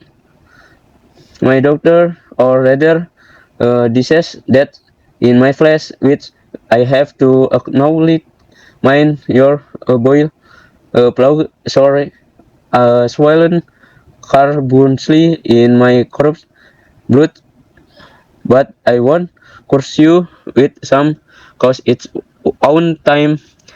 I want someone it. I'm not calling on Jeff to hold his thunder, nor they'll thus about you to him was judgment is supreme. Improve when you can be better at your leisure. I can be patient. I can stay with Regan. I end my 100th night. Not quit, said Regan. I was expecting you yet, nor am I prepared for a fitting welcome. Distance here to my sister. Any reasonable person listening to you will exhaust you on the grounds of your old age, and therefore, but she knows what she's doing. Is this a reasonable thing to say? Said Lear. I dare say it is here, she said. What, 50 followers? Is that enough? Why should you need more? Yes, or even so many signs both the expense and the danger argue against such a large number. How could so many people live in harmony in one house under two masters? It's hard, almost impossible. Why can't you, my lord, be looked after by her servants or mine? Said Gunnar. Why not, my lord? Said Regan. If they then happen to fall short of their duties to you, we could correct them. If you want to come to me because now I perceive a danger, I will ask you to bring only 25. I won't accommodate or recognize anymore. I gave you everything began there, and it took you a long time, retorted Regan. Made you the guardians of my kingdom and my trusts, but with the condition that I should keep a following of such number. What do you I have to come to? You with 25 again, is that what you said? And I repeat it, my lord, no more with me. Wicked creatures look better when compared with others that are more wicked, said Lear. Not being the worst is some measure of price. You turn it to Gunneril. I go with you. Your 50 is twice 25. Your love is twice hers. Listen, my lord, said Gunneril. Why do you need 25, 10, or 5 to look after you in a house where twice as many have orders to wait on you? Why do you then? Why do you need one? Said Regan. Oh, don't argue about the need. Even or manage beggars have things they can do without. If you don't grant man more than he needs, then his life would be no better than an animal's. You you are a lady if you dress only to be warm. Why then there be no need for the goggles, fashionable clothes you wear that barely keep you warm? But through it, he stopped in mid sentence and raised his hand to his head. Even give me patience, the patience I need. You see me here, you good, a poor old man as full of grief as I am of riches in both. If it's you that I steering, this daughter hurt against their father. Don't make me suck a fall as to bear it tamely. Fill me with noble anger, and don't let the weapon of woman dare stain my man's kicks. No, you unnatural hex. I take such revenge on you, but that the whole world will. I will do such things. I don't know what they are yet. but they will be out staring. You think I'll whip? No, I won't whip. I feel good aversion for whipping, but this heart will shatter into 100,000 fragments before I whip. A fool I am going mad strike it off. Let us go inside, said Cornwall. There's going to be a storm. This is a smile house, said Regan. The old man and his people cannot be properly accommodated. It his own fault, said Goneril. He's upset himself and has to take the consequence of such folly. Regarding him folly, I'll gladly take him, but not one follower, said Regan. That's my position too, said Goneril. Where is my lord of Gloucester? Who followed the old man, said Cornwall. Here he is come back. The king is in a terrible wreck, said Gloucester. Where he going, said Cornwall. He's called for his horse. I don't know where he's going. It's best to let him have his own way as his own master. Goneril not my lord by no means beg him to stay. Alas, say Gloucester, it will be night eventually, and the bleak winds are blistering harshly. There's hardly a bush for miles around. Oh, sure, said Regan. Wilfus men have to learn from their destructive action. Shut your doors. Is attended by such a desperate mob, and it would be wise to be on guard against whatever they may provoke him into doing.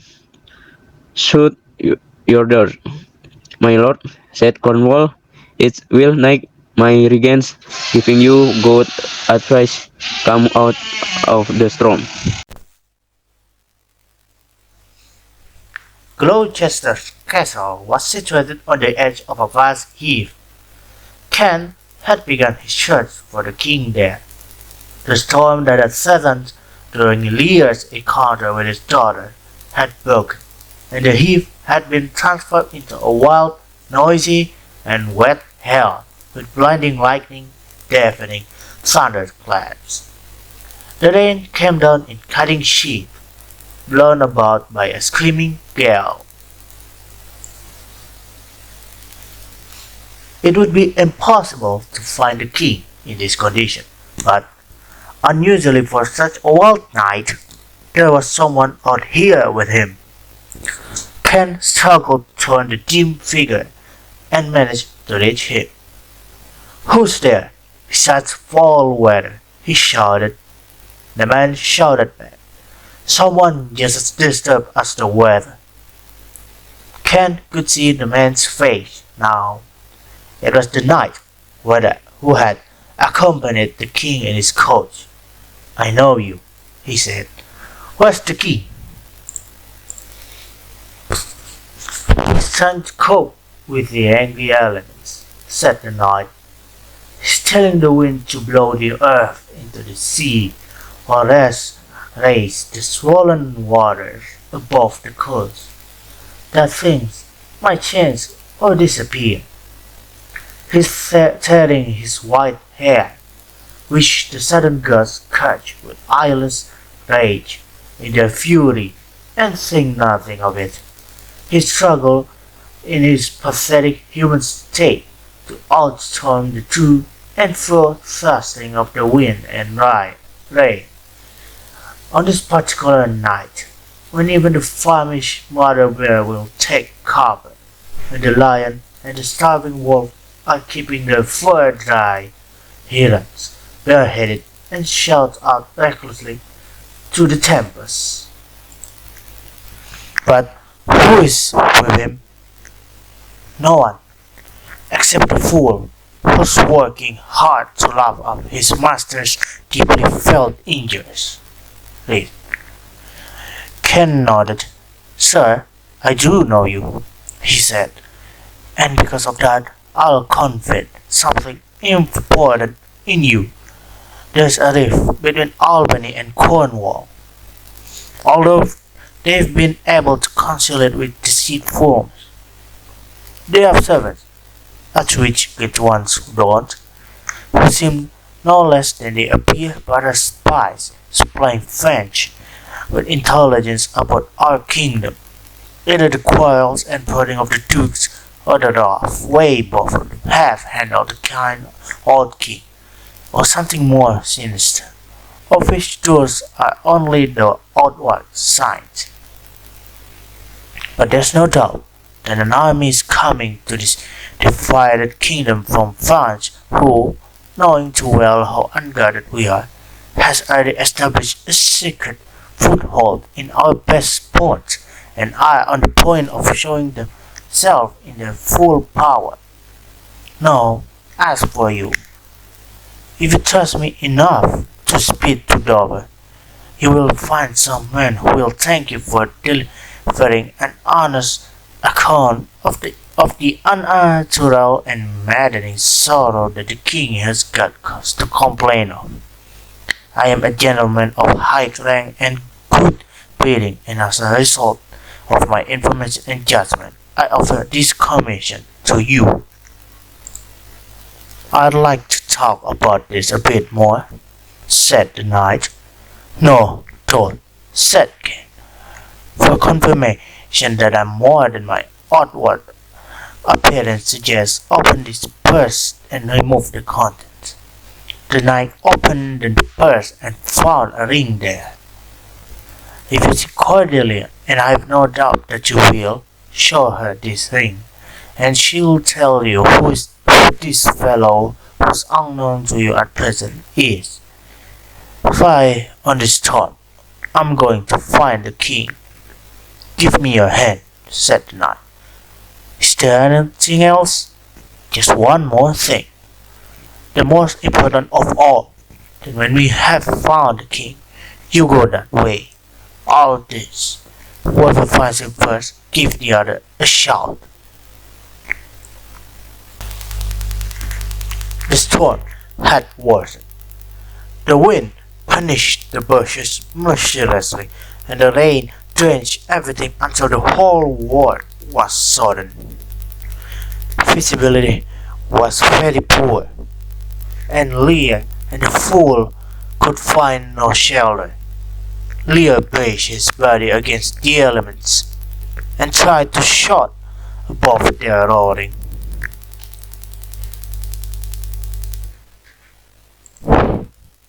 Blow, winds, and crack your cheeks, rage. Blow your cataracts and hurricane. Spout till you have drenched our steeples and drowned their weathercocks. You sulphurous and mind-blowing lightning flashes, heralds of ox-splitting thunderbolts, singe my white head, and you, all shaking thunder, flatten the roundness of the world. Crack Nash's molds, spill in an instant the seed from which ungrateful man grows. The fool went close to him and yelled in his ear, "Oh, Nuncle, humility in a dry house is better than this dancing out of doors. Could Nuncle go in and ask a blessing of your daughters? This night spares neither wise men nor fools." Lear continued to shake his fist at the storm. "Rumble your bellyful," he shouted. "Spit fire, spout rain. Neither rain, wind, thunder, or fire are my daughters. I don't accuse you, you natural elements of cruelty. I never gave you a kingdom or called you my children. You owe me nothing, so fan your pleasure. Here I stand, your slave, a poor, infirm, weak, and despised old man. Nevertheless, you still serve lackeys if you want to join up with two pernicious daughters to use your celestial forces against a head as old as and white as this. Oh, it's detestable.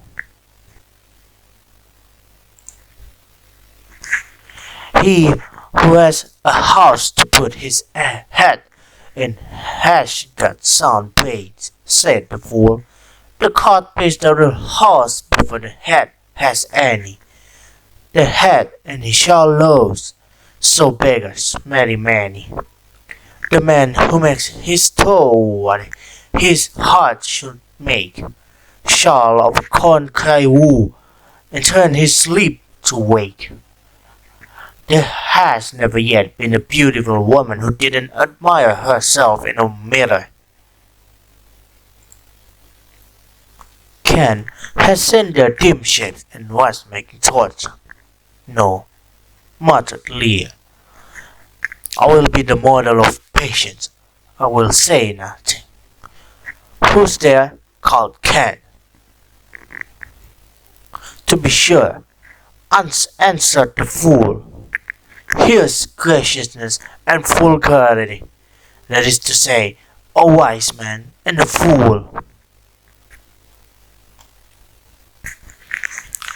Alas, sir, is it you? Said Ken. Even nocturnal animals had nights like this. The energy skies terrify even those wild nocturnal creatures and make them keep to their caves. Since I've been a grown man, I don't remember having seen such sheets of fire, such peals of horrid thunder, such groans or roaring wind, wind, and rain. Man wasn't made to endure such suffering and fear. Let the great gods who are making this dreadful turmoil over our heads seek out their enemies now, exclaimed Lear. Tremble, you wretch, whose secret crime have as yet gone unpunished. Hide yourself, you bloody murderer, you perjurer, and you just as villainous, incestuous man, rogue. Shake yourself to pieces. You've given the impression of being a man under cover of convenient hypocrisy, well-hidden crimes. Expose yourself and beg those dreadful dispenser of vengeance for mercy. I am a man more sinned against than sinning. Ken shook his head at his master's state. Alack, bareheaded, he exclaimed. My gracious lord, there is a shed near here. It will afford you some friendly protection from the storm. Rest there while I return to that cruel house, harder hearted than the stone of which is made, which just a while ago denied me access when I was inquiring after you, to force them to show you that courtesy they have so far refused you. My mind is starting to go, said Lear. Come on, my boy. He put his arm out to the fool, who rushed into his embrace. Who are you, my boy? Are you cold? I'm cold myself. He nodded at Cain. Where is this throw, my fellow? Need is a strange thing. It can make worthless things precious. Come on then. You're shed, poor fool, and knave. There's still a part of my heart that feels sorry for you. The fool began singing. He that has and a little tiny wheat, with hay, who, the wind and the rain, must make content with his fortune's feet. Through the rain, it raineth every day. True, my boy, said Lear. Come, he told Ken, take us to this shade. The fool watched them go. This was a good night for cooling the lust of a frisky wench. He would follow them, but he would utter a prophecy before he went. When trees are more in word than matter, when brewers murder their milk with water, when novels are their tailors' turtles, no heritage bird, but when just sweetheart. When every case in law is right, no squire in debt, nor no poor knight, when slanders do not live in tongues, nor cut purses come not to thongs, when usurers tell their gold eat the field, and bought and wars do treasures build, then shall the realm of Albion come to get great confusion. Then comes the time who live to see this going shall be used with feet. One day in the future Merlin would make that prophecy. The fool was born long before the magician's time. Gloucester looked for and found Edmund. He carried a torch as though about to go out. Oh dear, Edmund, he said. I don't like this unnatural behavior. When I asked them for permission to take pity on him, they took possession of my house. They ordered me on pain of their permanent displeasure, not to talk about him, nor plead on his behalf, nor in any way sustain him. How savage and unnatural that is! Exclaimed Edmund. Shh!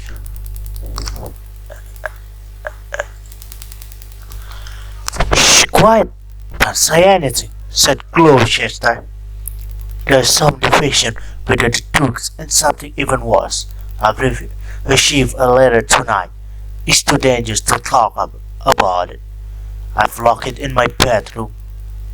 The wrongs the king is now suffering will be fully avenged. Part of an army has already landed. We must take the king's side. I'm going to look for him and secretly give him aid. Go and keep the duke busy so that he won't notice what I'm doing. If he asks me for me, tell him I'll and go on to bed, even if I die for it, as has been threatened. The king, my old master, must be given relief. Some strange things are going to happen, Edmund. I beg you, be careful. When he had gone, Edmund stood for a while. The kindness which his father had been forbidden to perform had to be related to the Duke at once, and the letter too. That should be worth something to him. It would gain for him what his father was going to lose, nothing less than everything. The young rise when the old fall. He went off to find Cornwall. When they arrived at the broken down, doorless Shakespeare, who had been leading them, stood aside. "Here is the place, my lord," he said. "Enter, my dear lord. The hardness of an unsheltered night is too much for anyone to endure." He took Lear's arms. Lear shook him off roughly. "Leave me alone," he said. "My dear lord, go in," Ken said. "The storm has raging with renewed vigor." Lear refused. "Do you want to break my heart?" he said. Ken's tears joined the raindrops. Upon his face, "Rather breaks my own," he said. "My dear lord, go in." Lord said, "You think it somewhat of great significance that this dramatic storm is shocking us to the skin. It is to you. But when their greetings over the leisure is heartfelt, you want to avoid a beer. But if your flight lay toward the roaring sea you meet the bear face to face. When you don't have anything on your mind, you are sensitive to physical pain. This storm is my mind ob- obliterate of all feeling other than my mental illness. Filial ingratitude. It is in as told my mouth, should be the hand that lifts food to it, but I will punish that severely. No, I won't weep anymore.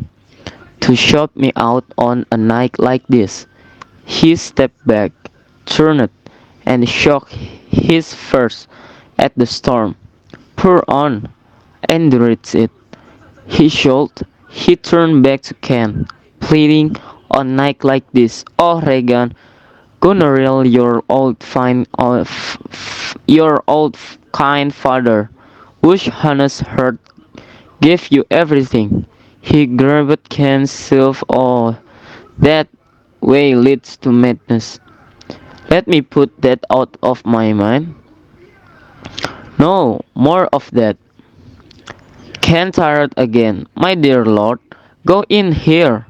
Please, you go in, said Lear. Look after your own comfort this storm. Won't allow me to think about things that would be more painful. But go in, he reached out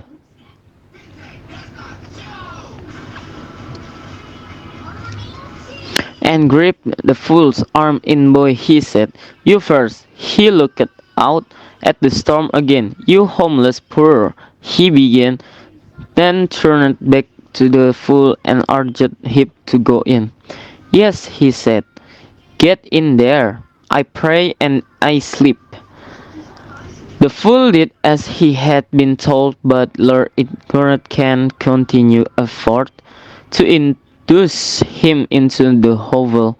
Poor naked witch, he continued, where you are, that endurance, that pelting of his the pitiless storm. How shall you bear head and thin body?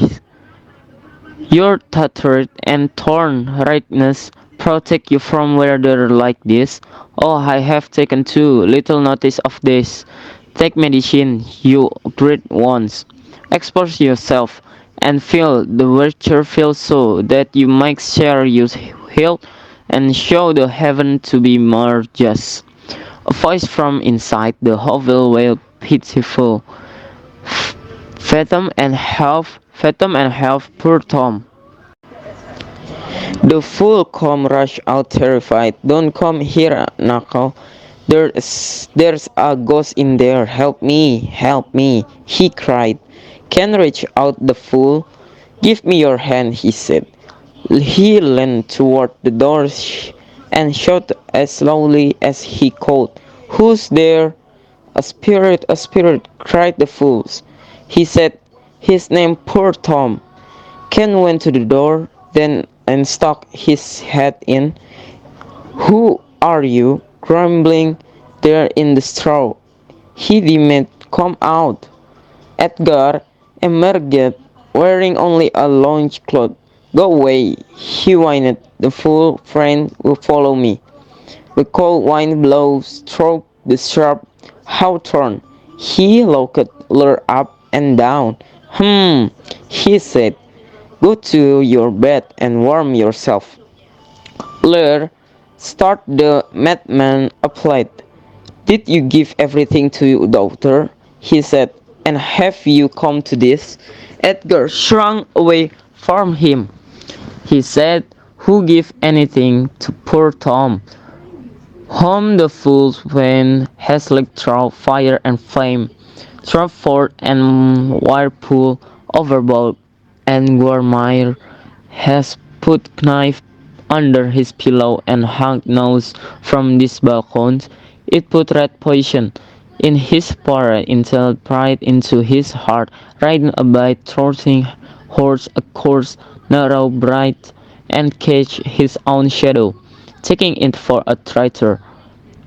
Bless your five wits, he hugged himself, and moaned, Tom's a cold. Oh, Do. He stood up and raised his hand like a prize. Bless you again. Where's wine? Shooting stars and evil things. He shrunk back again. Do poor Tom a fool? Who the fool friends tormenting? I could catch him now. He reached out and grasped the air, as though trying to catch an insect. Now, then, and there again, and there. No one said anything for a moment, while the storm raged unabated. Lear started at Edgar. What, have this daughter brought him to this? Could you save nothing? Did you have to give them all? No, he kept playing our well word. All have been embraced, said the fool. Lear shook his head sadly. May all the plagues that hang menacingly in the air over man fall on your daughter, he said. There were tears in eyes, and Cam put his hand gently on his shoulder. He has no daughter, sir, he said. Lord, turn on him. That to you, traitor. Nothing could bring a man down how but his cruel daughter. Is it the last fashion that fathers should endure hardship, suffering on their flesh? How apt the punish is! It was this flesh that begot this pelican daughter. Pillicock, said Pillicock Hill. The fool began singing the old rhyme, and the Edgar came in as a chorus with a low. This cold night will turn us all the fools and madmen, the fool said. Beware of the fool fans. Well, Edgar, of your parents, keep your word. Don't swear. Then don't sin and another man wife. Don't confect fancy clothes. Here shivered Tom a coat. What were you? Said Lear.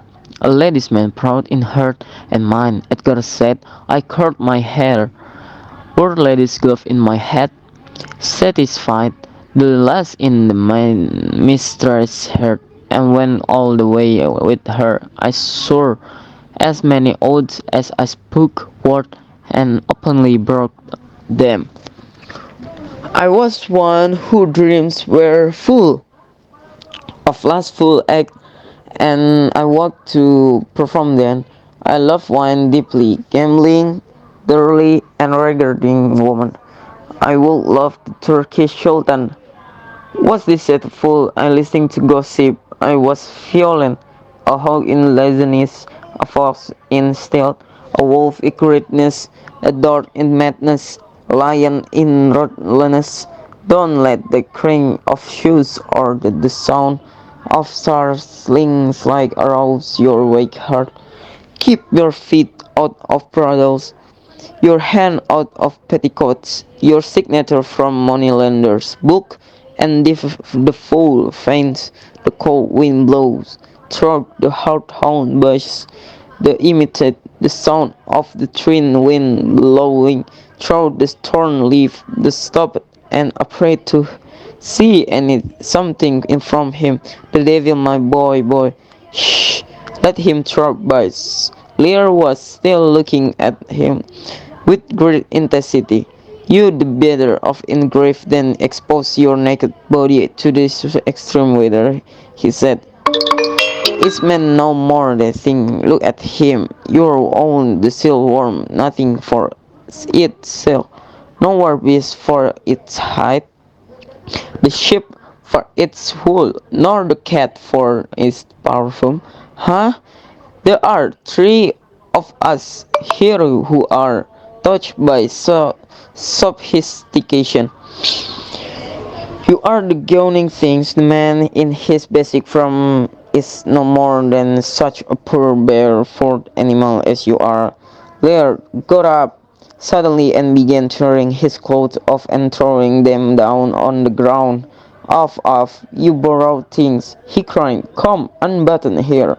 Please, Knuckle, stop, exclaimed the fool. It's terrible night to go swimming in. He saw a light coming toward them now, lit a fire in a large field like an old ledge.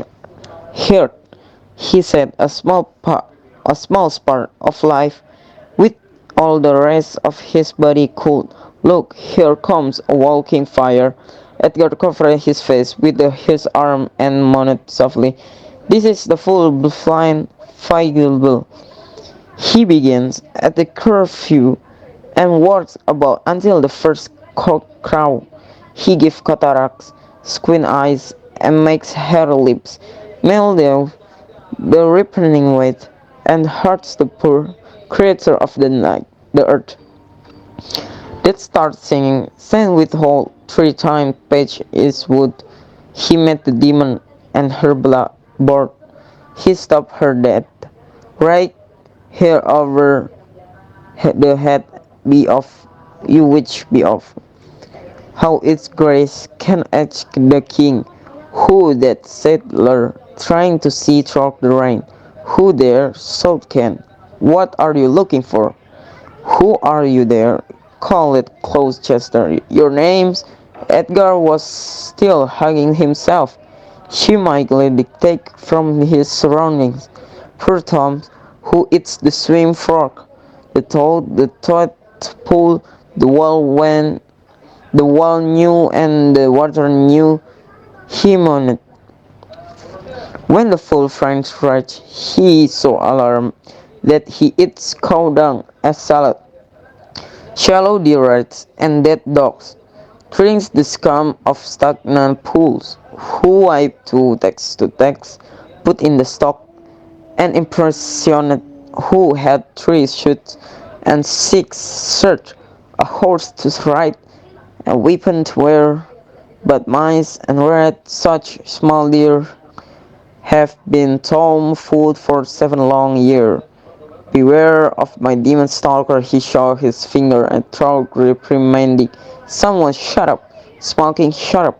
Your friends. Gloucester had been watching Edgar display and she shook his head. What? Has you graced no better company? The Prince of Darkness in a gentleman, said Edgar. Modo his colleague and Mahu. Human beings have become so ignorant, my lord, said Gloucester, that they hate their parents now. Poor Tom a cold. With Edgar, Gloucester took Lear's arm. Come in with me, he said. My sense of duty can go as far as to be obey all your daughter's orders. Throughout their instructions are to look my doors and let this pitiless night deal with you. I venture to look your and take to where warm and food are waiting. Your shocks Gloucester hand off. First, let me console this philosopher. And called Edgar eye. What is the cause of thunder? He said. My dear lord, take his over. Can our get good to go into the house? I have a word with this learn. Sockler said, what your subject? How to defend myself against the fiend, and how to kill vermin. Lear went close to Edgar. Let me ask you one word private. Ken put his hand Gloucester's shoulder back him once more. Go to in. Come, you blame him. Gloucester shot above the hilly's noise of raining wavefully of the thunderclaps. In daughter are determined to kill him. Ah, that good Ken, he said. This would happen, poor banishment. You say the king is going mad. I tell you, friend, I must mad myself. I had a son, disowned by me. He sought my life recently, very recently. I love him, friend. No father loved his son more. Quick, friendly. The grief of his head crazy, my man. What a night this is. He went to where Lear was shouting in Edgar's ear. I implore you, Grace. Lear looked around. I beg your pardon, sir. I then to Edgar, noble philosopher. Please join us. Tom a cold, said Edgar. Inflow there, said Gloucester, pointing to the door. Into the hall, keep yourself warm. Come, let's all go in. Lear said. This way, my lord, Ken said. Lear put his arm around Edgar with him. He said, I want to be with his philosopher. Gloucester went to separate them, but Ken stopped him. Humor him, my dear lord, he said. Let him take to the fellow. Take him in then, said Gloucester. Come on, Sirrah. Ken said, come with us. Come with Athenian, said Lear. His arm still around Edgar. Edgar opened his mouth. Don't speak, don't speak. Shh, shh, said Gloucester. Edgar ignored him. Children to the dark tower came. His fort still fight foe and fam. I smell the blood of British men. They all approached and entered the shed. Act 3, Scene 5. Cornwall waved the letter that he had just read. I have my revenge before I leave his house, he snarled. I don't want to think about this criticism I may get for parting loyalty before my final feelings, said Ammon. I can see now that in once only your brief brother evil disposition that made him seek your father dead. He was provoked by a fatal flaw in his nature. What bad luck!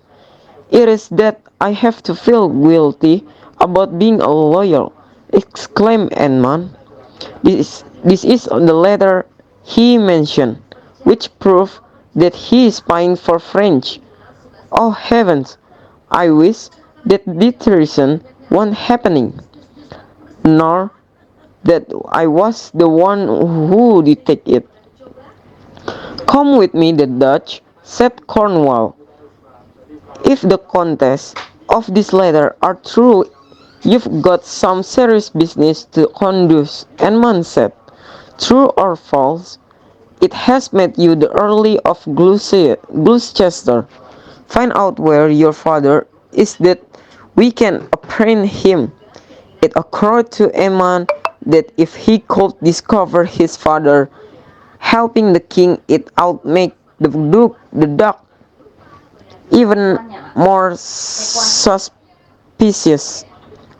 I persevere in my path of loyalty, he thought Cornwall, even though his conflict of interest is very painful.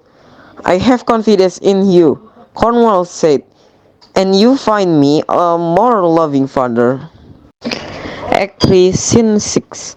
The storm raged, the wind blew visual through the broken windows of the shack, and the rain poured through its broken roof.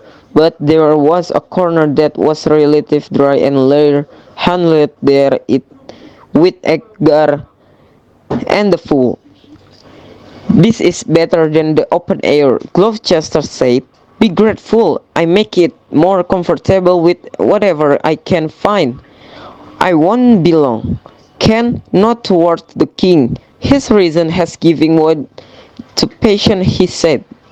Gloucester sighed. He shook his head, then made to leave. The gods worry what your kindness. Ken called after him. Fratero is calling me, and telling me that Nero is angler in the lake of hell, said Edgar. He grasped the fool's arm. Pray, innocent one, and beware the fool finds. Tell me, Knuckle, said the fool, is a madman, a gentleman, or rich man? A king, exclaimed Lear. No, the fool said, he rich man, who has gentleman for our son, because it's only mad rich man who would see his son become a gentleman before he dies. Lear muttered to himself, to have 1,000 demons with red-hot poker come hissing toward them. Edgar suddenly began writing and trying to grab his bag. The fool friend is beating my back, he shouted. Anyone who has faith in the tameness of a wolf, a horse healthy, a boy's love, or a war promise is mad, the fool said. Lear jammed his jaw its gesture of firm resolution. I do it, he said. I, pros- I prosecute them right now. Come sit here. Must learn just, he told Edgar. You, why sir, sit here. He told the fool. Now you sheep foxes. Edgar got up. He pointed at Lear. Look how he stand and glared us. He shook his finger at an imaginary witness. Are you showing off before judge, madam? He began singing, Come over, born busy to me. The fool continued on the song. Her boat has a leg, and she must not speak. Why she dares not come over to you? Edgar launched hysterical. The fool fine hound for Tom with the voice of night angel. He rubbed his stomach. Happendange is screaming in Tom belly for two pickles hearings. Stop croaking, Black Angel, I haven't got any food for you. Ken count beside Lear. He pulled some old sack that lay on the floor beside them towards the king. How are you, sir? Don't be so dismayed. Would you like to lie down and rest on this cushion? I want their trial first, said Lear. Bring with the witness. He not at the naked Edgar. You Robert Judge, take your position, and you to the fool, his learned friend. Take your place on bench him. To Ken you are a judge as well. Sit too. Edgar sat down on the pile of sack and are locked around with a show of pomposity. Let us conduct this trial justly. He started singing. Are you sleeping or awake, you jolly shepherd? Your sheep are in the corn, and with one blast of your whistling mouth, your sheep will no harm. He tried to sleep. Poor, he gave up. The cat is grey. Lord point at non-existent figure standing before camp. Charge her first. It's gonna I hereby take my oath before his honorable assembly. She kicked the poor king, her father. Come here, mistress. The fool spoke suddenly. Is your name Goneril? She can deny it, said Lear. The fool peered into the darkness in front of him. I beg your pardon, he said. I took you for a stool. He yelled. And here another, Lear said. Here uglies. Look so what stuff her hurt is made of. His eyes suddenly darted toward the entrance. Stop there. He shot arms, sword, fire. There's corruption in this place. He flaked furious at Edgar. False judge. Why have you let her escape? Bless you fight with, said Edgar. Tears were running now. Can checks of pity, he muttered and touched her shoulder. Sir, where's the self-discipline you have pirated on yourself on? Edgar felt that his own tears were training to expose him. Even the leading dogs said he leaned forward and mimicked painting some imaginary dogs. Try Blanche and sweetheart, see they are barking at me. Tom will get red, said Edgar. Get washed, you curse. Whatever your mouth is black or white teeth, that poison is they bite. Mastiff greyhound, mongrel grim, hound of spaniel, bitch or him, bobtail, take of dragging tail. Tom will make him wear a will. For with throwing toss my head, dogs lead the stat, and all are flat. Do shh. Come, let's go to wakes and fairs and market towns. Pour Tom need a drink. Then let them dissect Regan to see what festering around her heart. Shit, said Lear. Is there any physical cause that makes this hurt hard? You, sir, to Edgar. I make you one of my 100. Stroke, I don't like the fashion of clothes. You will tell me they are Persian, but change them. Ken tired again. Now, my dear lord, lie here and rest for a while. Lear heard him this time, and lay down on the sacks. He yawned and stretched. Don't make any noise, he said. Make a no noise. Drop the curtains. That's right. Well, to go super in the morning and go to bed at the 9. Full set they dropped into silence. Lear fell asleep. Gloucester come into the hovel. Ken got up. Come here, friend, Gloucester said. Where is the king, my master? Ken indict the sleeping from here, but don't trouble him. His mind has gone. I beg of you, good friend, take him in your arms. I overheard a plot to assassinate him. They are little ready. Lay him on in and drive to Dover. Friend, where you I found both welcome and protection. Pick your master up. If you delay half hour his life, and your everyone who supports will be lost. Pick him up, and follow me. I direct you to immediate to help. Ken looked tenderly at his king. You getting relief from your operation in sleep, he said softly. This sleep may have sorted your judge never, which, if things don't get better, will be hard to cure. He backbone the full calm health care your master you must have stay behind. Come, said Gloucester. Come, let's go. They left Lear and followed Gloucester. Edgar lived alone, sank down again onto the sack and sighed. When we saw our better suffering such wretchedness, it made your own Mrs. Samuel. By comparison, those who suffer alone are prey to the imagination and become unhappy and miserable. But the mind can get relief, and grief and suffering are shared. How like and terrible his miseries! Shamed now when he saw the king breaking beneath a burden that only made him bend. The king was suffering from his relationship with his children as he was suffering from his relationship with his father. He addressed him aloud. Tom away. Take notice of rumors of great event. Discard your discussion when a false occasion that have you brought you down have been cleared up, and you have been reconciled to your father. Whatever more may happen tonight, may the king escape to safety, stay in hiding for the time being.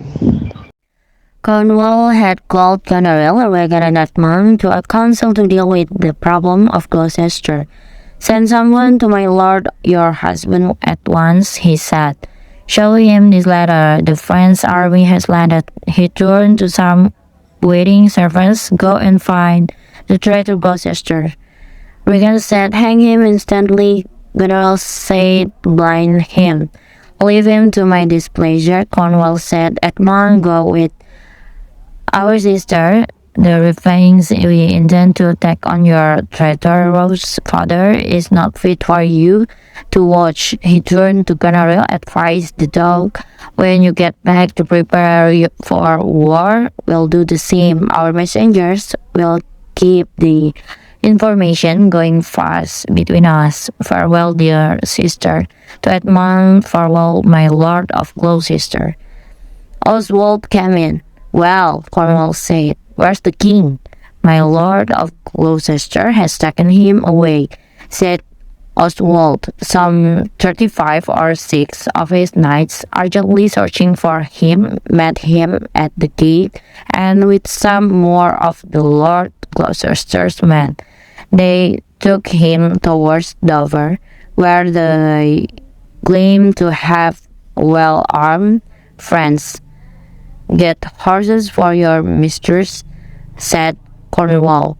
Farewell, sweet lord and sister, said Geralt. Cornwall bowed. He shook Edmund's hand. Edmund, farewell, he said. Geralt left with Edmund and Oswald. Go and look for the traitor Gloucester. Cornwall told some servants, "Tie him up like a thief and bring him to us." Cornwall paced thoughtfully while Regan kept looking out of the window at the raging storm, the lightning flashing up the woods beyond the castle keep, till we can pass a sentence of death without due process of law, we can nevertheless friend our anger on him.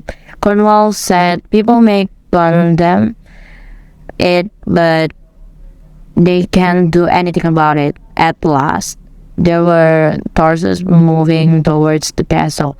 "Unbreathable fox!" exclaimed Regan. "It's him." Cornwall's men brought him in and stood him before their master. "Tie his withered arms up," Cornwall instructed the servant, who hesitated, looking at its other uncertainly. "What do your graces mean?" said Gloucester. "My dear friends, consider you're my guests. Don't hurt me, friends." "Tie him up, I say," demanded Cornwall, and the servants said about it. "Tighter, tighter," screeched Regan. "Oh, you folded traitor! Merciless lady that you are." Gloucester spoke definitely. "I'm not." "Tie him to this chair." Cornwall pushed him onto the chair. "Flynn, you will fight." Regan stood in front of Gloucester and yanked his bird by the kind gods. "That's just respectful to pull my bird," exclaimed Gloucester, struggling against the effort to tie him to the chair. Regan shuffled the hairs from her fingers. "So white and such a traitor," she exclaimed.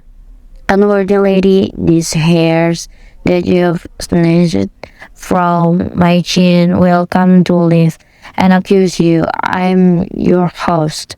You shouldn't abuse my hospitality with robber's hand. What are you going to do?" "Come, sir." Cornwall pulled up another chair and straddled it, facing his prisoner. "What letters have you received recently from France?" "The straight truth. We know everything," said Regan. "And what contact have you had with the traitors who just landed in the kingdom?" Cornwall said. "Who have you sent the lunatic king to?" said Regan. "Tell us." "I had a letter written in a kind of questioning way from someone who's not on anyone's side, not from an enemy." "Cunning," accused Cornwall. "And a lie," exclaimed his wife. "Where have you sent the king?" Cornwall demanded. "To Dover." "Why to Dover? Weren't you told to your peril?" "Why to Dover?" interrupted Regan. "Let him answer that. I'm tied to the stake and I have to endure it," muttered Gloucester between his teeth.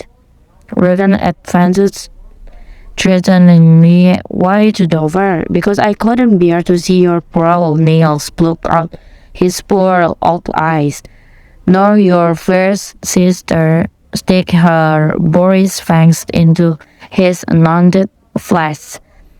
Disease themselves would have risen up and quenched the stars' fires.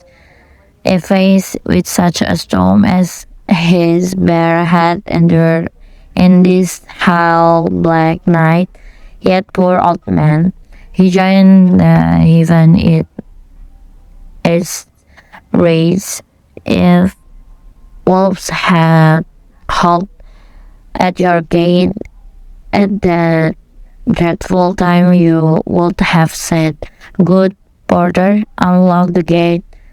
All other cruel creatures have at least that much compassion, but I will see even vengeance overtake such children as you are."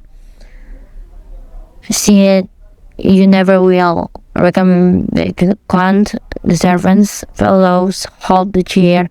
I'll stamp my foot on those eyes of yours. Gloucester, feeling the violence coming his way, began to struggle. Anyone of you who happens to live to be out, help me. Cornwall pushed the chair over so that Gloucester lay on his back. Still bound to it, he lifted his foot and brought it down hard on Gloucester's face, gritting the heel of his boot in Gloucester's eye. Gloucester yelled as the bullet flowed. Oh, cruel of gods! One side will make a mockery of the other, said Brigand. The other two. Cornwall raised his foot again. If you see fans, he was interrupted by one of the servants who had enough. Hold your hand, my lord, he said, coming between Cornwall and the moaning Gloucester. I've served you ever since I was a child, but I've never done you better service than now. In telling you to stop, what you dog? Regan tried to push him away. The man glared at her. If you were a man, I'd shake your bird over this, he said. What do you mean? She said. Cornwall drew his sword. You villain. All right then, the servant said. Come on, and take your chains against my anger. He drew his sword. The fight was short and fierce, and within a few seconds, Cornwall lay wandered on the floor. Regan ran to another servant. Give me your sword. She snatched it out of the man's scabbard. A basin to rebel like this? She rushed at the servant standing over Cornwall and plunged the sword into his back. The man fell forward across the dying Cornwall. Oh, I'm killed, he said. He strained himself to turn and look at Gloucester. My lord, you have one eye left to see him die. Oh, then he fell back and lay still. In case it sees more, I'll prevent it, said Regan. She leaned over and sank her nails into Gloucester's remaining eye and pulled it out. Out file jelly, she cried. She threw the eyeball onto the floor and crunched it beneath her foot. Where is your luster now? Gloucester grown all dark and comfortless. Where's my soul at mine? At mine kindle all the sparks of nature to revenge this heartache. Nonsense, teacher's villain, exclaimed Regan. You're calling on someone who hates you. It was he who reported your treason to us. It's too good to pity you.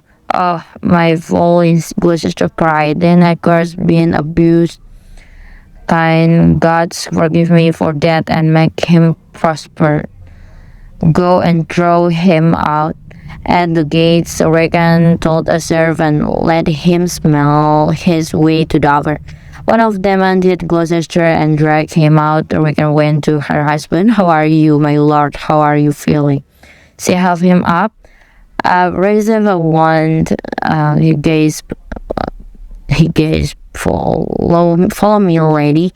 Tune that eyelids filling out, and drew his slave. He kicked the dead servant on the dunghill. Regan, I'm bleeding badly. This injury has come at the wrong time. Give me your arm. He limped off, helped by Regan. The remaining servants looked at each other dazed. I don't care what weakness I do if this man comes to any good. One of them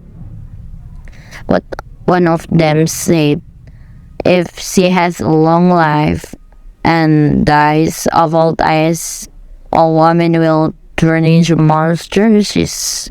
She others said, let's follow the old Earl and get the lunatic to guide him where he wants to go. The first one said his madness allows him to do whatever he likes. You go. The other said, I'll fetch some flax and whites of eggs to make a plaster for his bleeding face now. Heaven help him. It was better this way. The storm had blown itself out, and Edgar wandered around in the vicinity of the hut, deep in thought. It was better to be openly despised than subjected to flattery. That was far worse. The most lowly and dejected victim of ill fortune could still hope and so didn't live in fear. The worst thing was to fail to appreciate the good things, but when one was at rock bottom, matters could only improve. So he welcomed the formless air that embraced him. His thought went to the king. The man those elements had met such a wretch of owed nothing to their fierce winds. However, someone was coming. Was that his father, led by an old peasant? Oh, Wall. We would never age and die if it weren't for your erratic behavior. He crept closer and crouched down so that he could hear what they were saying. Oh, my dear lord, the old man was saying, I've been your denouement and your father's denouement these 80 years. Away, go away, Gloucester said. He made a feeble shooing gesture. Good friend, begone. Your help can do me no good at all, and they may hurt you. You can see your way, the old man said. I have no way, and so I don't need any eyes. I stumbled when I saw. Prosperity usually makes us feel secure, so sit back, teach us something, our dear son Edgar.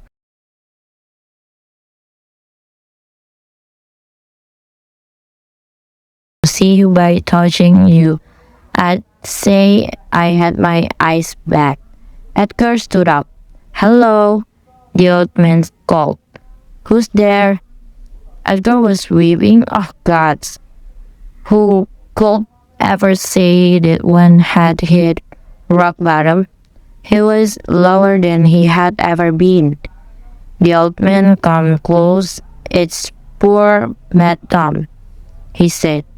And he may sing even lower. He thought it wasn't the lowest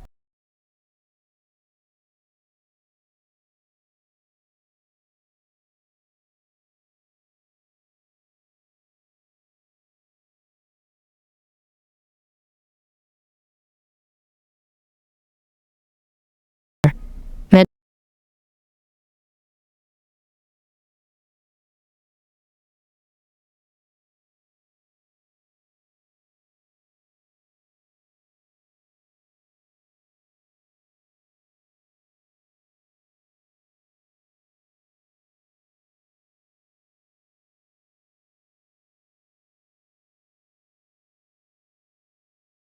since then.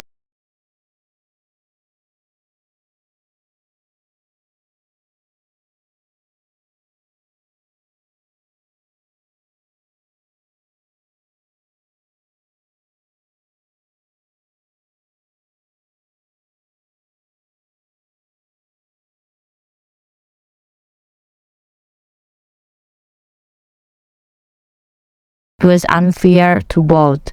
Bless you, master, he said. Is that the neck fellow? Gloucester said, yes, my lord. Then I will beg you to go now. Gloucester said, if in your concern for me, you catch up with us a mile or two from here on the road to Dover. Do it because of our long association and bring some clothes for this naked soul, whom I'll ask to guide me. The old man was reluctant. Alas, sir, he's mad. It's a sign of our fallen times that madmen lead the blind. When the old man he said it, Gloucester insisted. Because I tell you,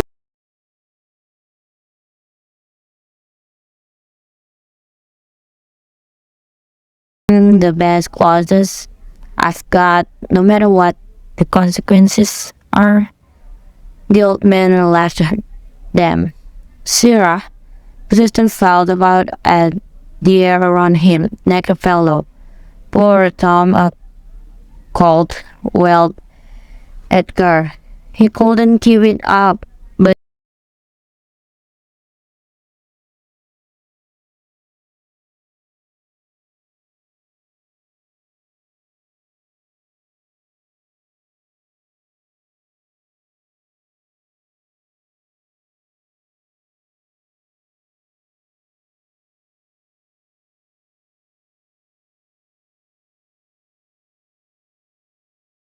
when 5 demons have been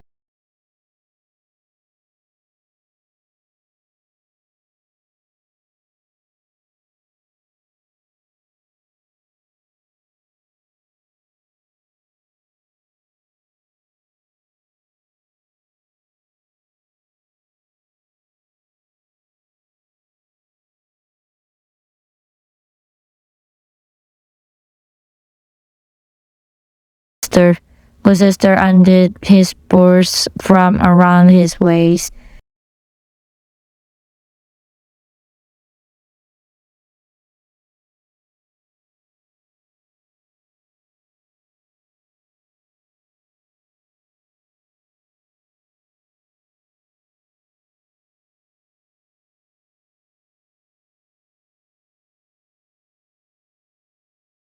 And who has too much and is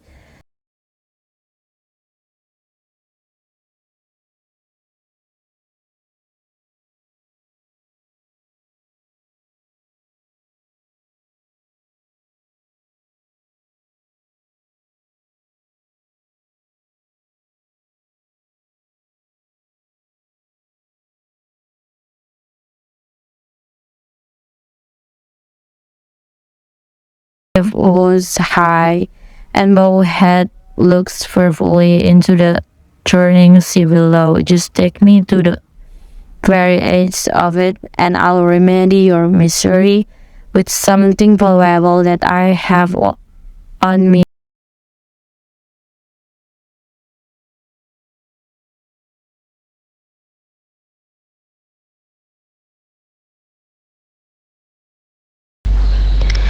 Action 2 Scan 2. Ken arrived at Gloucester Castle and handed his horse over to the stable attendants. Oswald and his attendants were riding toward the castle. Oswald drew up and called to Ken. "Good evening, friend. Are you a servant here? Please, if you have any respect for me, tell me. I don't have any respect for you."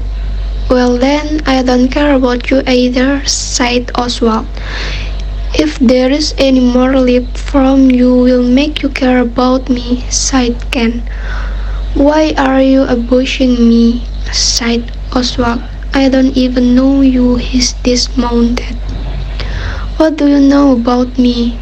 You are a knave, a rascal, an eater of rotten meat, a low-lived, vain, shallow, beggarly, overdressed, filthy, shabby knave, a lily-livered, obvious son, a conceited, out-and-out complete rogue, one who thinks that being a pimp is a good profession, but is nothing more than a mixture of knave, beggar, coward, pimp, and the son and heir of a mongrel bitch. one whom I will beat until you shirk if you deny one syllable of what you are. No, and who doesn't know you, said Oswald. He turned to remount his horse. What a brazen-faced rascal you are, sighed Ken, denying you know me. Is it 2 days since I tripped you up and beat you in forgot of the king? Draw, you rogue. I'll talk, it's night time. The moon is shining. I will make you a thing through which the moon will shine. He drew his sword. You were a son. Miserable, proud, throw, Oswald screamed. Get away, I will have nothing to do with you. He tried desperately to grab the reins of his horse, but Ken pulled him away and turned him around. Draw, you rascal, he insisted. You have come here with letters against the king, and you side with that fine nobody against her royal father. Draw, you rogue, or I will really roast your sons. Draw, you rascal, come on. Around desperately, then opened his mouth. Help, oh murder, help! Came pulling his sword down and started beating him with his fist. Fike, you scum! Oswald fell over. Get up, you rogue! Get up, you affected slave flag! Oswald lay on the ground screaming, help, murder, murder! I will take you on to young fellow Milan if you like, sighed Ken. Come on, I will show you. Come on, my lad. The news of the disturbance had reached the ears of the great ones, and they came rushing toward me, fighting men. Weapons, exclaimed Gloucester, fighting. What's this? No more you upon your life, said Cornwall, the next one to strike dice. What's this about? Said Cornwall. They are messenger from our sister and the king, said Regan. What's the quarrel? Speak, said Cornwall. Oswald got up slowly and brushed himself off. I'm off breath, he said. No wonder, Saint Kens, your courage has been overactive. You cowardly rascal, you are not royal, a tailorman, you are a weird fellow, said Cornwall. A tailor make a man, a tailor serves a stonemason, or a painter can't have done such a. Your son said, you unscary leather from a can. My lord, if you will allow me, I will grind this useless villain into mortar and plaster the wall of a Jones with him. Spare my grey beard, you weak child. He tried to raise his arm, and the servant tightened their grip. Quite, sirrah, said Cornwall. You coarse rogue, haven't you got any respect? Yes, sure, but injured take first place. Why are you so angry? Said Cornwall. Because such a slave as this sword were a sword, but were not honesty. Smiling villains like this often. Till none, said Regan. Till night, my lord, and all night too. Why, madam, said Ken, if I were your father's dog, you won't abuse me like that. Sir, you being his dog, I will, she said. This is the very sort of fellow our sisters speak of. The cart with the stock on it was being driven out of a barn, and it rolled up to them. Come bring the stock, said Regan. Gloucester had said nothing while this was going on, and now he put his. Regan tossed her head. My sister may be much more often by the way her gentleman has been abused and assaulted for crying out her business, but his legs in. They didn't have to force Ken into the stock. He smiled, rode at them, climbed on the cart and positive himself, even placing his feet in the hole himself. They started walking toward the castle doors. Gloucester hung back and Cornwall called to him, "Let's go, my lord." Hilligran and Edmund entered the castle. "Please don't share," said Ken. "I have travelled a long way and gone without sleep. I will sleep some of the time away, and for the rest I will whistle. Even a good man's luck." Ken wrote out, "Good morning to you." Ken was in the Frank Kemner Duffer. He had found the gentleman he had sent to give a true account of the event surrounding the king. "Do you know why the king of France has suddenly gone back to his kingdom?" he said. "He had some unfinished business back home that came to the forefront and coming here. It was something with such threatening implication that his personal attendance was vital and necessary. Who has he left her in charge? The Marshal of France, Monsieur Lefar. Did your letters move the Queen to an demonstration of grief?" "Yes, sir," the gentleman said. "Took them and read them in my French, and every now and then I learned the trickle down her dearest cheek. It struck me that she was a queen overheard emission wise, like rebels battle to be king over her. Oh, then it moved her, can noted. Not to anger, self-control and sorrow consistent its author as to which soul express her better. You have sunshine and rain at the same time. Her smile and theirs were like that, but more beautiful. The happy little smile that played on her rose lips seemed unaware of those visitors in her eyes. What fell from them like first dropping from diamond. To cut a long story short, sorrow will be a precious commodity if the become overyoung as it become her. This sigh as and question. "Oh yes," the gentleman nodded vigorously. Once or twice breathed the name father as though it were pressing on her heart. "Care sister, disgrace to their sex, sister, can father, sister." What in the storm, in the night, in the name of pity, I don't believe it.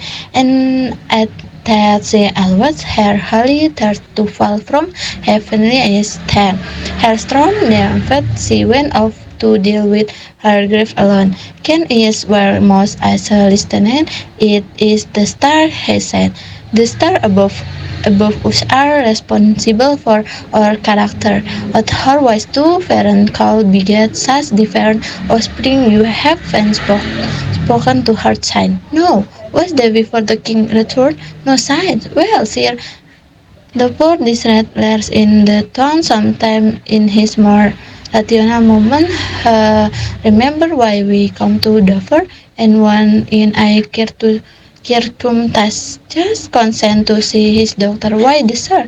I greet him, elbow him away his own unkindness, depriving her of his blessing, turning her out to the mares of foreign lands, giving her down to this to his pitiless daughter. The things his mind so venomous. Then burning Sam kept him away from Cordelia.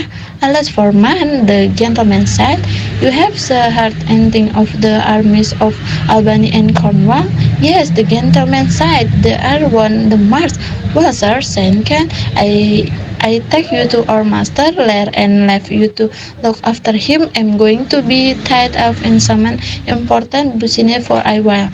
When you find out who I am, you want to be sorry you have helped me. Please come with me." Cordelia carried the camp doctor to the royal tent. Alice sighed. "It is her. He was found just now, as mad as the figures say, singing aloud. He wore a crown of mitre and dates with burdocks, hemlock, nettles, jutco flowers, darnel, and all the whortles that grow among our leaf-giving corn. Send I company out, so thou an officer, search every acre of the crop field, and bring him to our side." The officer left to carry or her instruction and said, "What can human knowledge do to restore his lost sense?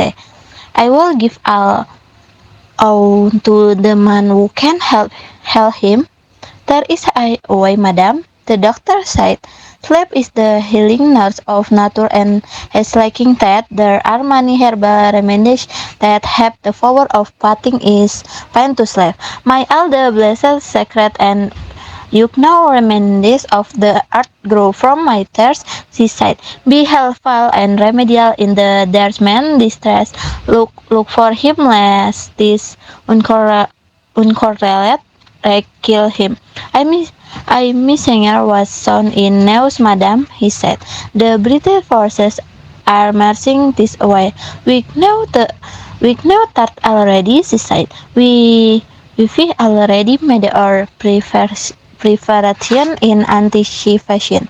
"Oh, dear father, it's your busyness that I'm conditioning. That's why my royal lord friend has taken pity on my sad and bleeding tears. It is swollen ambition that has us to war, but love, their love, and our father, right? My son heard and see him." Regan had taken up permanent residence in Gloucester Castle. Using it as her headquarters, Oswald had come from Goneril to keep her informed of how things were going in his mistress section of the kingdom. "But have my brother's troops set out?" Regan was saying. "Yes, madam," said Oswald. "And he's gone in person?" Oswald smiled. "Madam, with a great deal of fuss about it, your sister is the better soldier. And Lord Adam didn't speak to your lord when he was there." "No, madam." Oswald had been holding a letter all this time, and Regan had been eyeing it. "What's in my sister's letter to him?" she said. "I don't know, lady." "Well, he's gone away on some serious business. It was stupid to let Gloucester live on. He had been blinded. Wherever he goes, he turns everyone hurt against us. I think Edmund's gone to put him out of his misery, and also to determine the strength of the enemy. I must go after him, madam, with my letter. Our troops are leaving tomorrow," she said. "Stay with us, the roads are dangerous." "I can't, madam. My lady has given me a special mission to do this." "Why should she write to Edmund? Could not you just have delivered her message by word? Probably something, I don't know what." "I be very much obliged to you. Let me open the letter." "Madam, I'd rather." Regan's eye faded. She put her hand on his arm. "I know your lady doesn't love her husband," she said. "I'm sure about that." And when she was last here, she was casting knowing glances and most significant looks at most noble Edmund. "I know she's taken you into her confidence." "Aye, madam. I know what I'm talking about." Regan didn't take her eyes off the letter. "She has, I know it. I therefore advise you to listen carefully. My husband is dead. Edmund and I have discussed this, and he's more appropriate for me than he is for your lady. I think you understand me." She took a ring off her finger and gave it to Oswald. "If you find him, please give me this, and when your mistress has heard what I have told you, I would like you to advise her to reasonable. So goodbye then. If you should happen to hear of that blind traitor, there's promotion for the one who cuts him off." "I wish I could encounter him, madam," he said. "I'd show where my loyalty lie. Goodbye." Regan said. Gloucester and Edgar were approaching Dover. Edgar had managed to get some clothes from a peasant. Anyone seeing them would have taken them for a couple of rustics. They moved slowly, Edgar helping his father across the sandy fields. Gloucester stopped. When will we get to the top of that hill? You are climbing it now? Edgar said. See how we are laboring. I think the ground is even, the old man said. Horribly steep, said Edgar. Listen, can you hear the sea? Not really. Well, I suppose your other senses are going imperfect because of the pain in your eyes. That may be so, actually, Gloucester said. I think your voice has changed and you are speaking with more sophistication than you did before. You are very much mistaken, said Edgar. I haven't changed at all, except for my clothes. I think you are better spoken. Come on, sir. Edgar took his father's hand and pulled him gently. This is the place, stand still. Edgar had stopped in the middle of a field, flat for as far as the eye could see. How terrifying and dizzying it is to cast one eye so far down, he said. The crow and jackdaws that fly between here and the bottom look hardly as big as beetles. Halfway down there's a man clinging to the cliffside, gathering sea pickle. What a dreadful job! He appears to be no bigger than the size of his head. The fishermen walking on the beach look like mist, and that tall anchor ship out there is reduced to the size of her lifeboat. Her lifeboat to the size of a boy. Almost too small to see. From this height we can hear the murmuring breakers that chaff the million of useless pebbles. I would not look anymore in case it make me dizzy and the blur caused me to topple headlong down. Help me to where you are standing, Gloucester said. Give me your hand, Edgar drew his father towards him.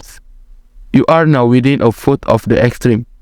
First, I would not jump about for all that lies beneath the moon. Let's go, my hand. Gloucester united a small bag from around his waist.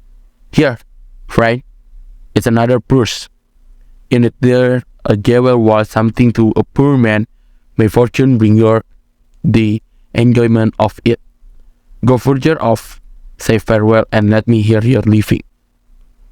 Well, goodbye, good sir, said Edgar, with all my heart. Edgar started walking. He stopped when he was a short distance away from the distressed old man and watched him. He didn't like seeing his father in such a state of misery, but the reason he was allowing it to continue was so that he could help him and make things better for him. Gloucester knelt down. He clasped his hands together and turned his face to the sky. Oh, you mighty gods! I renounce this world and in your sight suffer on my great suffering without complaint. Even if I could bear it any longer and not fall into a quarrel with your great unchallengeable decrease the weak, and but end of my loathsome life would burn itself out. If Edgar is alive, oh bless him, he struggled to his feet. He turned and called, now fellow, fare you well. Gone, sir, farewell, Edgar called. Gloucester stood, swaying for a moment. Then he took a step and made a movement as though throwing himself forward, and he fell frontward onto the ground. Edgar started walking slowly towards him. It was interesting how one could dilute oneself into death when the will to life has evaporated. If the old man had been where he thought he was, on the edge of a high cliff, all talk would be past. Was he alive or dead? "Hey, you sir," he said loudly. "Friend, can you hear me, sir? Say something." When Gloucester lay silent and unmoving, his face pressed against the ground, Edgar thought for a moment that he may indeed have died. Shocked, the old man, who stared and moaned he was recovering, Edgar changed his voice again, making it more coarse, and assumed a local accent, conveying the idea that he was a fisherman from the beach at the foot of the cliff. "Who are you, sir? Go away and let me die," moaned Gloucester. If you had been anything other than gossamer, feather or air, after falling from such a height you would have started like an egg. But you are breathing and intact. You are not bleeding. You can speak and you are in good shape. The mass of 10 shape would not be enough to measure the height you have fallen. It's a miracle you have survived. Say something more. Have I fallen or not? From the very top of this chalky cliff, Edgar said, "Look up there. One can't even hear the shrill voice like from here. Just look up." Gloucester shook his head. "Alas, I have no eye. Is restlessness deprived of the benefit of ending itself my death?"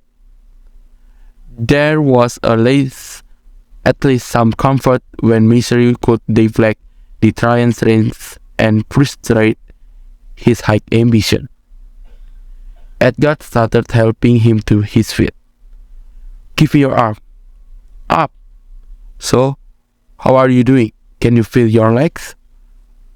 "Ah, you are standing." Too well, Gloucester said. "This is amazing," said Edgar. "What was that thing that left you on the edge of the cliff?" A poor unfortunate beggar. As I stood here below, I took his eyes were two full moons. He had 1,000 noses and horns that twisted and waved like the waiting sea. It was some fine, therefore, you lucky old man. It's obvious that the religious gods honored for performing the impossible have preserved you." "I remember now," said Gloucester. "From now on I will bear my suffering until it cries out, 'Enough, enough,' and let me die." "The thing you are talking about, I thought it was a man," it often said. The friend, he led me to that place." "Try and forget about it," Edgar told him. A man, dressed in tatters with wildflower projecting from the gaps in the rags and woven into his untrimmed beard and hair, was coming toward them, slowly, taking across the field. "Who's this coming here?" said Edgar. "A sane man would never walk around like this." The man laughed. "No," he said, decisively, "they could never get me for counterfeiting I'm the king himself." Edgar recognized him and he was filled with pity. "Oh, what a heartbreaking sight." Lear pointed at him. "Nature is above art in the respect," he said. "Take your king's ceiling." He assumed the posture of a general on the battlefield. "That fellow is handling his bow like a sacred scroll. Draw that bowstring out a full yard." He looked down and his feet began jumping about. Look, a mouse!" he shouted. "Sss, sss, this piece of tortoise cheese will do it." He tore a piece of a cheese of an imaginary chunk and threw it down. "There's my gauntlet. I will challenge a giant as well. Bring out the pike man." He moved his head as a dog watching a flying arrow. Oh, well done, bird. In the bull's eye. In the bull's eye. What? He looked directly at Edgar. Give the password. Sweet Marjoram, Edgar said. Pass. They stepped aside as though to allow them to pass. I know that voice, said Grosses. Lear peered at the pathetic figure before him, wretched, then pale with empty, bloody eye socket. Ah, he exclaimed. Gonna reel with a white bird. They fluttered me like a dog and told me I had the white hairs in my bird before the black ones were there, saying yes and no to everything I said. Yes and no isn't good theology. Once, when the rain came down to drench me and the wine to make me shiver, when the thunder would not stop when I ordered it to, that's where I discovered them. That's where I smelled them out. Go on. They are not men of their words. They told me I was invisible. It's a lie. I'm not immune to illness. I remember that tone of voice very well, Grosser said. Aren't you the king? Yes, every inch a king. When I focus my attention on a man, just watch him quake. Lear pointed to an imaginary figure. I pardoned that man's life. What was your crime? Adultery? You shall not die. Die for adultery. Never. The rain goes to it, and the small golden fly litter before my very eyes. Let copulation thrive. Because Grosses' bastard son was kinder to his father than my daughter confessed between legitimate shit. Get down to it. Loose right on. I need more soldier. Look at the pure-looking woman whose face sags now. Who looks so virtuous? Who shakes her head in disapproval at any mention of sex? Neither polecat nor stallion go at it with such sexual appreciation. From the waist down they are centers although their woman above. The gods control us only to the belt. Below it all belongs to the devil. A look of horror coming into Lear's eye. That's hell, he cried. That's darkness. That's the surper's pit. Burning, scalding, stands decay. Oof, oof, ah, oof, ah. Give an ounce of perfume. Good apothecary to sweeten my imagination. Here money for you. He sank to the ground. Grosses went down on his knees. He fought around and found the king's hand. Let me kiss that hand, he said. Lear withdrew that hand. Let me wipe it first. It smells of death. He wiped his hand exaggeratedly off his red tunic. Oh, what a workman! Exclaimed Grosses. This great work will come to an end just like this. Do you know me? Lear peered at his face. I remember your eyes well enough, he said. Are you squinting at me? No. Do you worse? By Cupid, I will not laugh again. He unrolled an imaginary scroll. Read this challenge. Just look at the way it's written. If the letters shone out like suns, I would not be able to see them. Edgar looked on sadly. If anyone had told him about this, he would not have believed it. It was breaking his heart. Read, Lear said. What? With only holes of our eyes? Oh no! Lear shook his finger in reprimand. Is that what you are up to? No eyes in your head and no money in your purse? Your eyes are in a heavy state and your purse in a light one, and yet you can't see how the world works. I see it by feeling. What? Are you mad? A man may see how the world works without eyes. Look it out with your ear. See how that magistrate over there reprimands that humble thief. A ward in your area. Chance plans and see if you can tell which one is the magistrate and which the thief. You have seen a farmer dog begs a beggar. Yes, sir. And the rat ran away from the cure. You see a great image and authority in that. A dog obey in office. He stopped to admit another imaginary character in his private drama. The rascally constable, hold your blood-soaked hand. Why are you lashing that war? Free the skin of your own back? You are lashing hotly to do her what you are whipping her for. The major offender hangs the minor one. Small ovens show more obviously tattered cloths, wraps and furred grow, hide everything played thin with gold and the strong lens of justice brick without making a dent. Covered rags and their tiny spear of a pygmy pierce it. No one sins. No one. I tell you, no one. I'll guarantee them. Take that from whence it comes, friend. From me. Who has the power to silence all accusers? Get some glass eye and like a field politician, pretend to see that things that you can. He set up and addressed an imaginary servant. No, no, no, no. Pull off my boots. Harder, harder. That's it. It all struck Edgar as being a combination of sense and absurd. It was reason in madness. He thought one of Gloucester's eyes shocked gently. If you want to weep for your misfortune, take my eyes, he said softly. I know you well enough. Your name is Gloucester. You must be patient. We come here crying.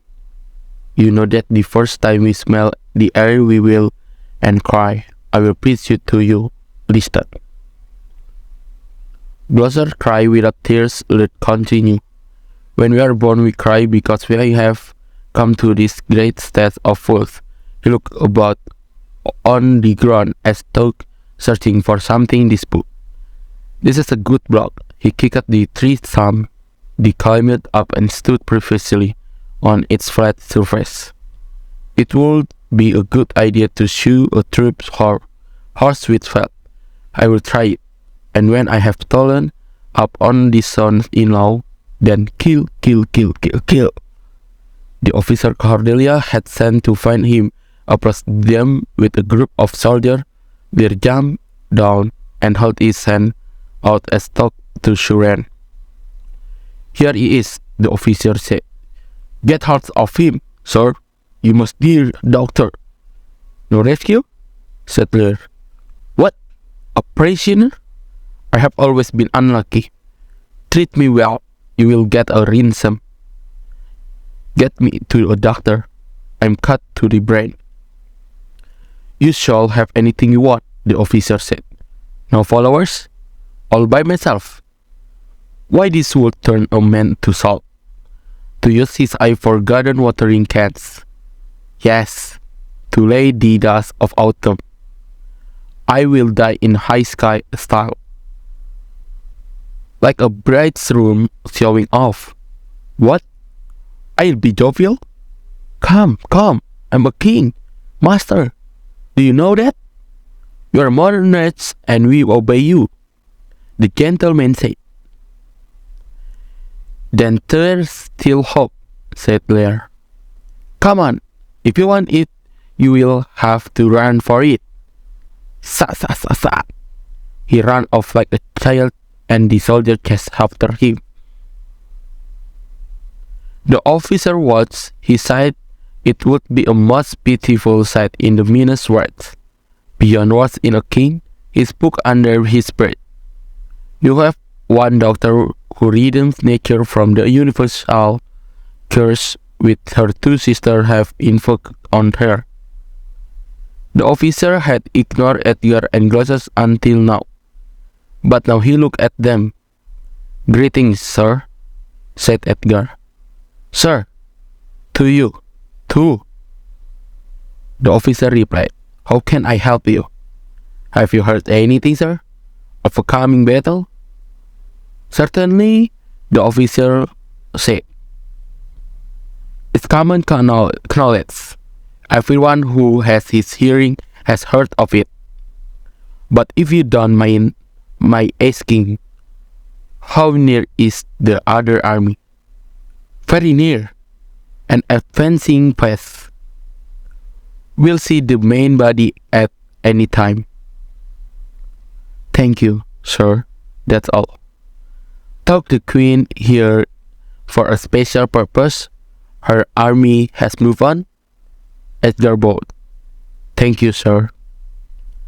They could see Lear in the distance. He had stopped and the soldiers were keeping his company.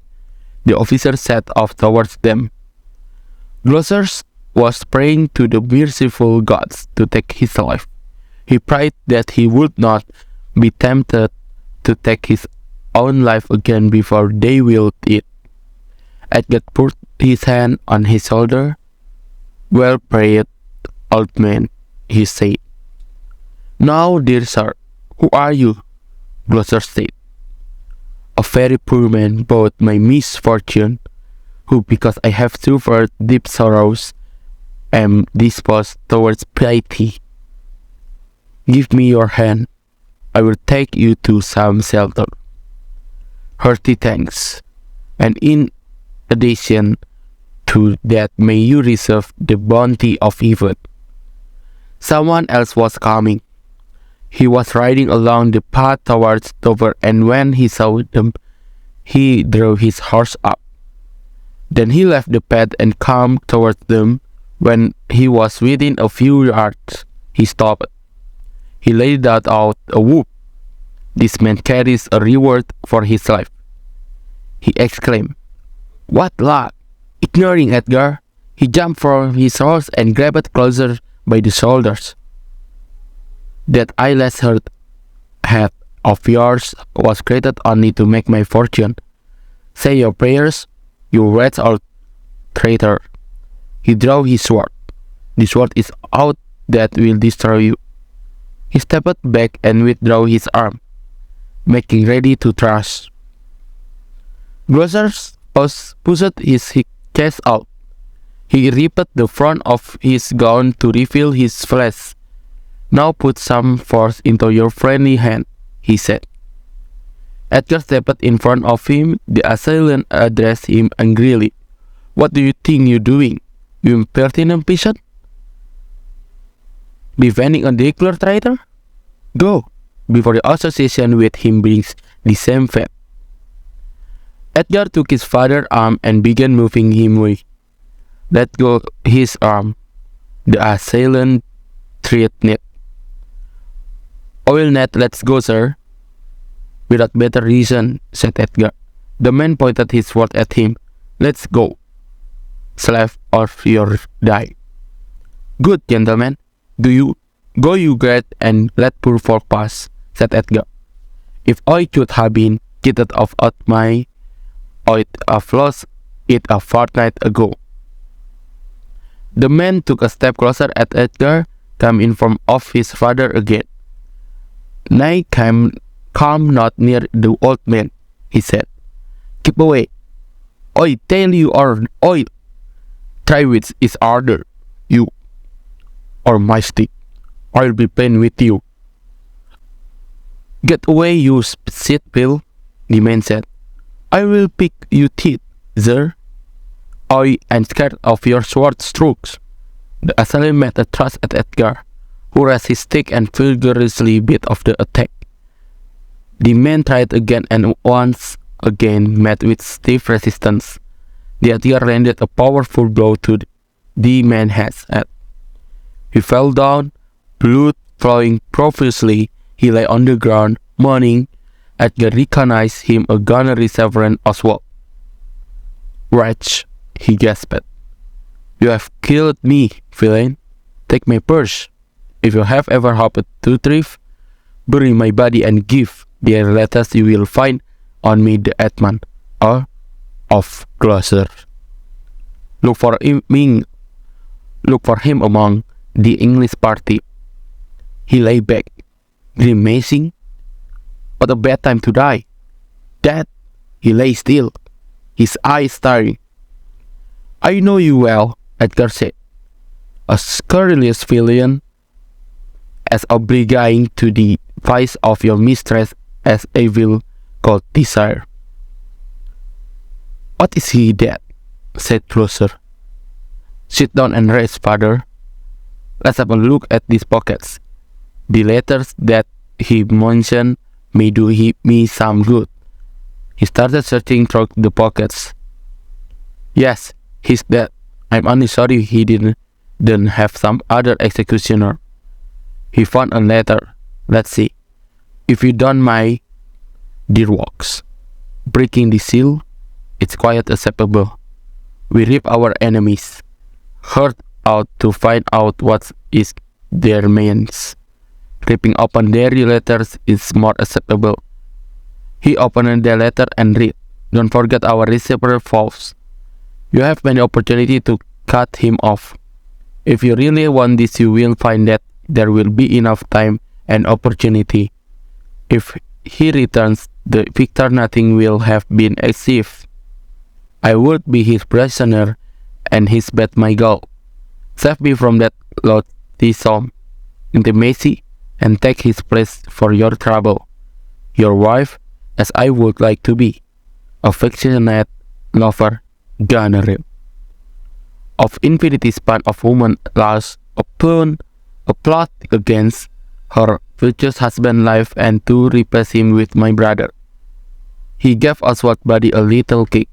I will cover you up here in this unsatisfactory burial place of Marius lectures. When the time is right, I will show this disgraceful letter to the targeted dog.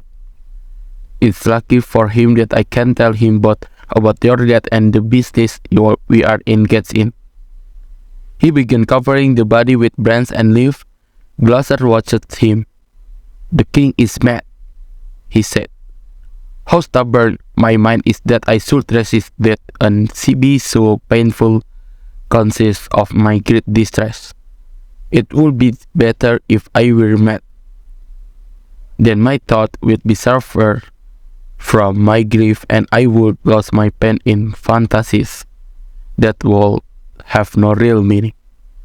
Give me your hand, Edgar said. I think I can hear drum beats in the distance. Come, father. I'll leave you with a friend.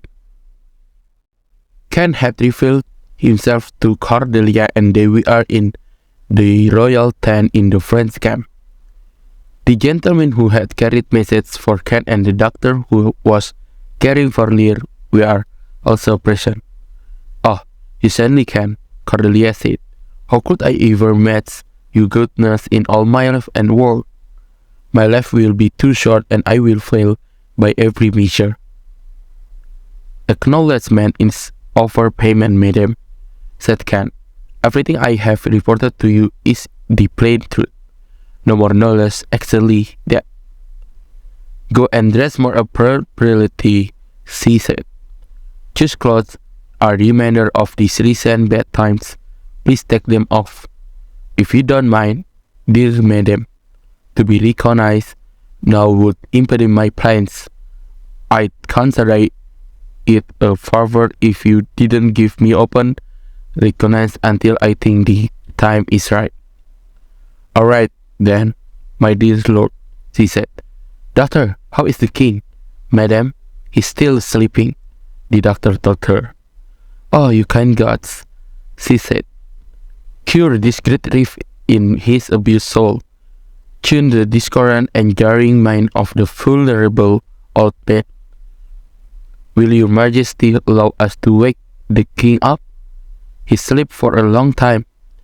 Use your own distraction and do what you think best, she told him. Is he dressed? The doctor signaled to some attendants to bring the king in. Yes, madam, the gentleman said. We put new clothes on him while he was fast asleep. Be at his side, dear madam. When we make him up, the doctor said, I'm sure he will be calm. Very well, she said.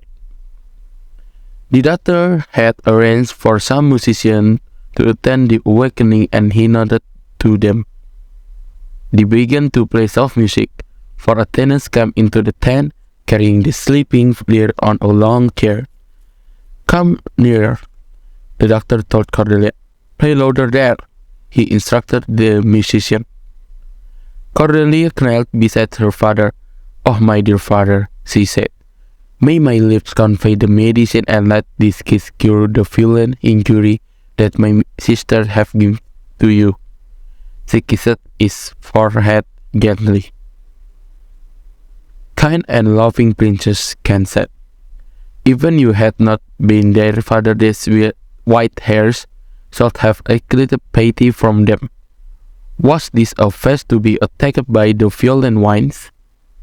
To withstand the deep booming thunder, to be in the middle of the quick lightning flash, to be alone in the middle of the night with only a flimsy head covering my enemy's dog, if he had beaten me, would have spent that night in front of my fire. And poor father, did you have to slum it with pigs and homeless down and out in bits of foul, smelly straw? Alas, alas, it's a wonder that your life and sanity didn't collapse altogether. He's waking up. Speak to him." The doctor whispered, "Madam, it's best if you do." Cordelia stroked Lear his hair. "How is my royal lord?" she said softly. "How is your majesty?" Lear grunted. He opened his eyes, grunted again, then closed them. "You warm me by taking me out of the grave," he said. "You are a soul in heaven, but I am bound to a wheel of fire in hell. My own tears scald like molten lead." She continued stroking his hair. "Sir, do you know me?" she said. "You are a spirit, I know. Where did you die?" Cordelia looked around at the doctor. Still not right." "He's not fully awake yet," the doctor said. "Leave him alone a while." They watched a Lear came to full consciousness. His eyes opened and he looked around. "Where have I been?" he said. "Where am I? Is it daylight?" He shut his eyes again. "I have been so wrong." He shook his head slowly. "I would die of pity seeing someone else in this state. I don't know what to say." He held his hands close to his eye and examined them. "I would not swear these are my hands," he said. "Let's see." He withdrew one of the pins that had his rope together and jabbed it into his arm. He flinched. "I felt that big pinprick. I wish I know what was going on." Act 5, Scene 1. The British camp near Dover. Enter with German colours. Edmund, Regan, gentlemen and soldiers. Know the Duke, if his last purpose hold, or whether since he is advised by all to change the course, he is full of alteration and self-reproving, bring this constant pleasure to the gentleman who goes out, Edmund said. "Our sister man is certainly miscarried," said Regan. "'Tis to be dubbed, madam," Edmund replied. "Now, sweet lord, you know the goodness I intended upon you. Tell me, but truly, but then speak the truth. Do you not love my sister?" asked Regan. "I'm honored love," Edmund replied. "But have you never found my brother's way to the forfeited place?" Regan asked. "The thought abused you," Edmund said. "I am doubtful that you have been conjunct and bosomed with her, as far as we can call hers," Regan said. "No, by mine honour, madam," Edmund said. "I never shall endure her, dear my lord. Be not familiar with her," Regan said. "Fear me not. She and the Duke, her husband, enter with drum, colour, Albany, gunnery, and soldiers." I had rather lose the battle than that sister should loosen him and me, said Goneril. Our very loving sister will be met, sir. This I hear. The king is come to his daughter, with others whom the rigour of our state forced to cry. I could not be honest. I never yet was valiant. For this business, if toucheth us, as France invades our land, not bold the king with others whom I fear. Most just and heavy causes make oppose, said Albany. Sir, you speak nobly, Edmund replied. Why this is reason, Regan said. Combine together against the enemy, for these domestic and particular broils are not questioned here. Goneril said, let's then determine, with the ancient war for proceeding, Albany said. I shall attend you presently at our tent, Edmund said. Sister, you'll go with us? Regan asked. No, Goneril. 'Tis most convenient, pray you. Go with us, Regan said. Oh ho, I know the riddle, I will go, Goneril said. As they're going out, enter Edgar discussed. If your grace has peace with men so poor, hear me one word, Edgar said. I'll overtake you, speak. Akhsan but Albany and Edgar. Before you fight the battle, of this letter. If you have victory, let the trumpet sound for him and that brought it, which, though I see, can produce a champion that will prove voice of which there. If you miscarry, your business of the world hath so an end, and machination cease, fortune love you, Edgar said. Stay till I have read the letter, said Albany. I was forbid it. When the time shall serve, let but Herald cry, and I'll appear again. Good. Why, fare thee well, I'll overlook thy paper, said Albany. Exit Edgar, re-enter Edmund. The enemy is in view. Draw up your power, dear guest, the true strength and forces, by diligent discovery. But your haste is now urged on you, Edmund said. We will greet time, Albany said. Exit. To both the sister I have sworn my love, each jealous of others, as the stung are of the reader. Other, which of them shall I take? Both? One? Neither. Neither can be enjoyed if both remains alive. To take the window separate makes mad her sister Goneril, and hardly shall I carry out by my side, her husband being alive. Now they'll use his countenance for the battle, which being done, let her who would be rid him devise his speedy taking off. As for the mercy which he intends to Lear and Cordelia, the battle's done, and they within our power shall never see his pardon. For my state, stand on me to defend, not to debate. Act 5, Scene 2. Alarm within. Enter with drum and colors, King Lear, Cordelia, and soldiers. Over the stage, an exeunt. Enter Edgar and Gloucester. Here, father, take the shadow of this tree for your good host. Pray that the night may thrive. If ever I return to you again, I'll bring you comfort, said Edgar. Prayers go with you, sir. Exit Edgar. Alarm and retreat within, re-enter Edgar. Away, old man, give me thy hand away. King Lear hath host, he and his daughter town. Give me thy hand, come on. Edgar said, no farther, sir, a man may not even hear. Said Gloucester. What in your thoughts again? Men must endure their going hence, even as their coming hither. Ripness is all, come on, Edgar said. And that's true too, Gloucester replied. Excellent.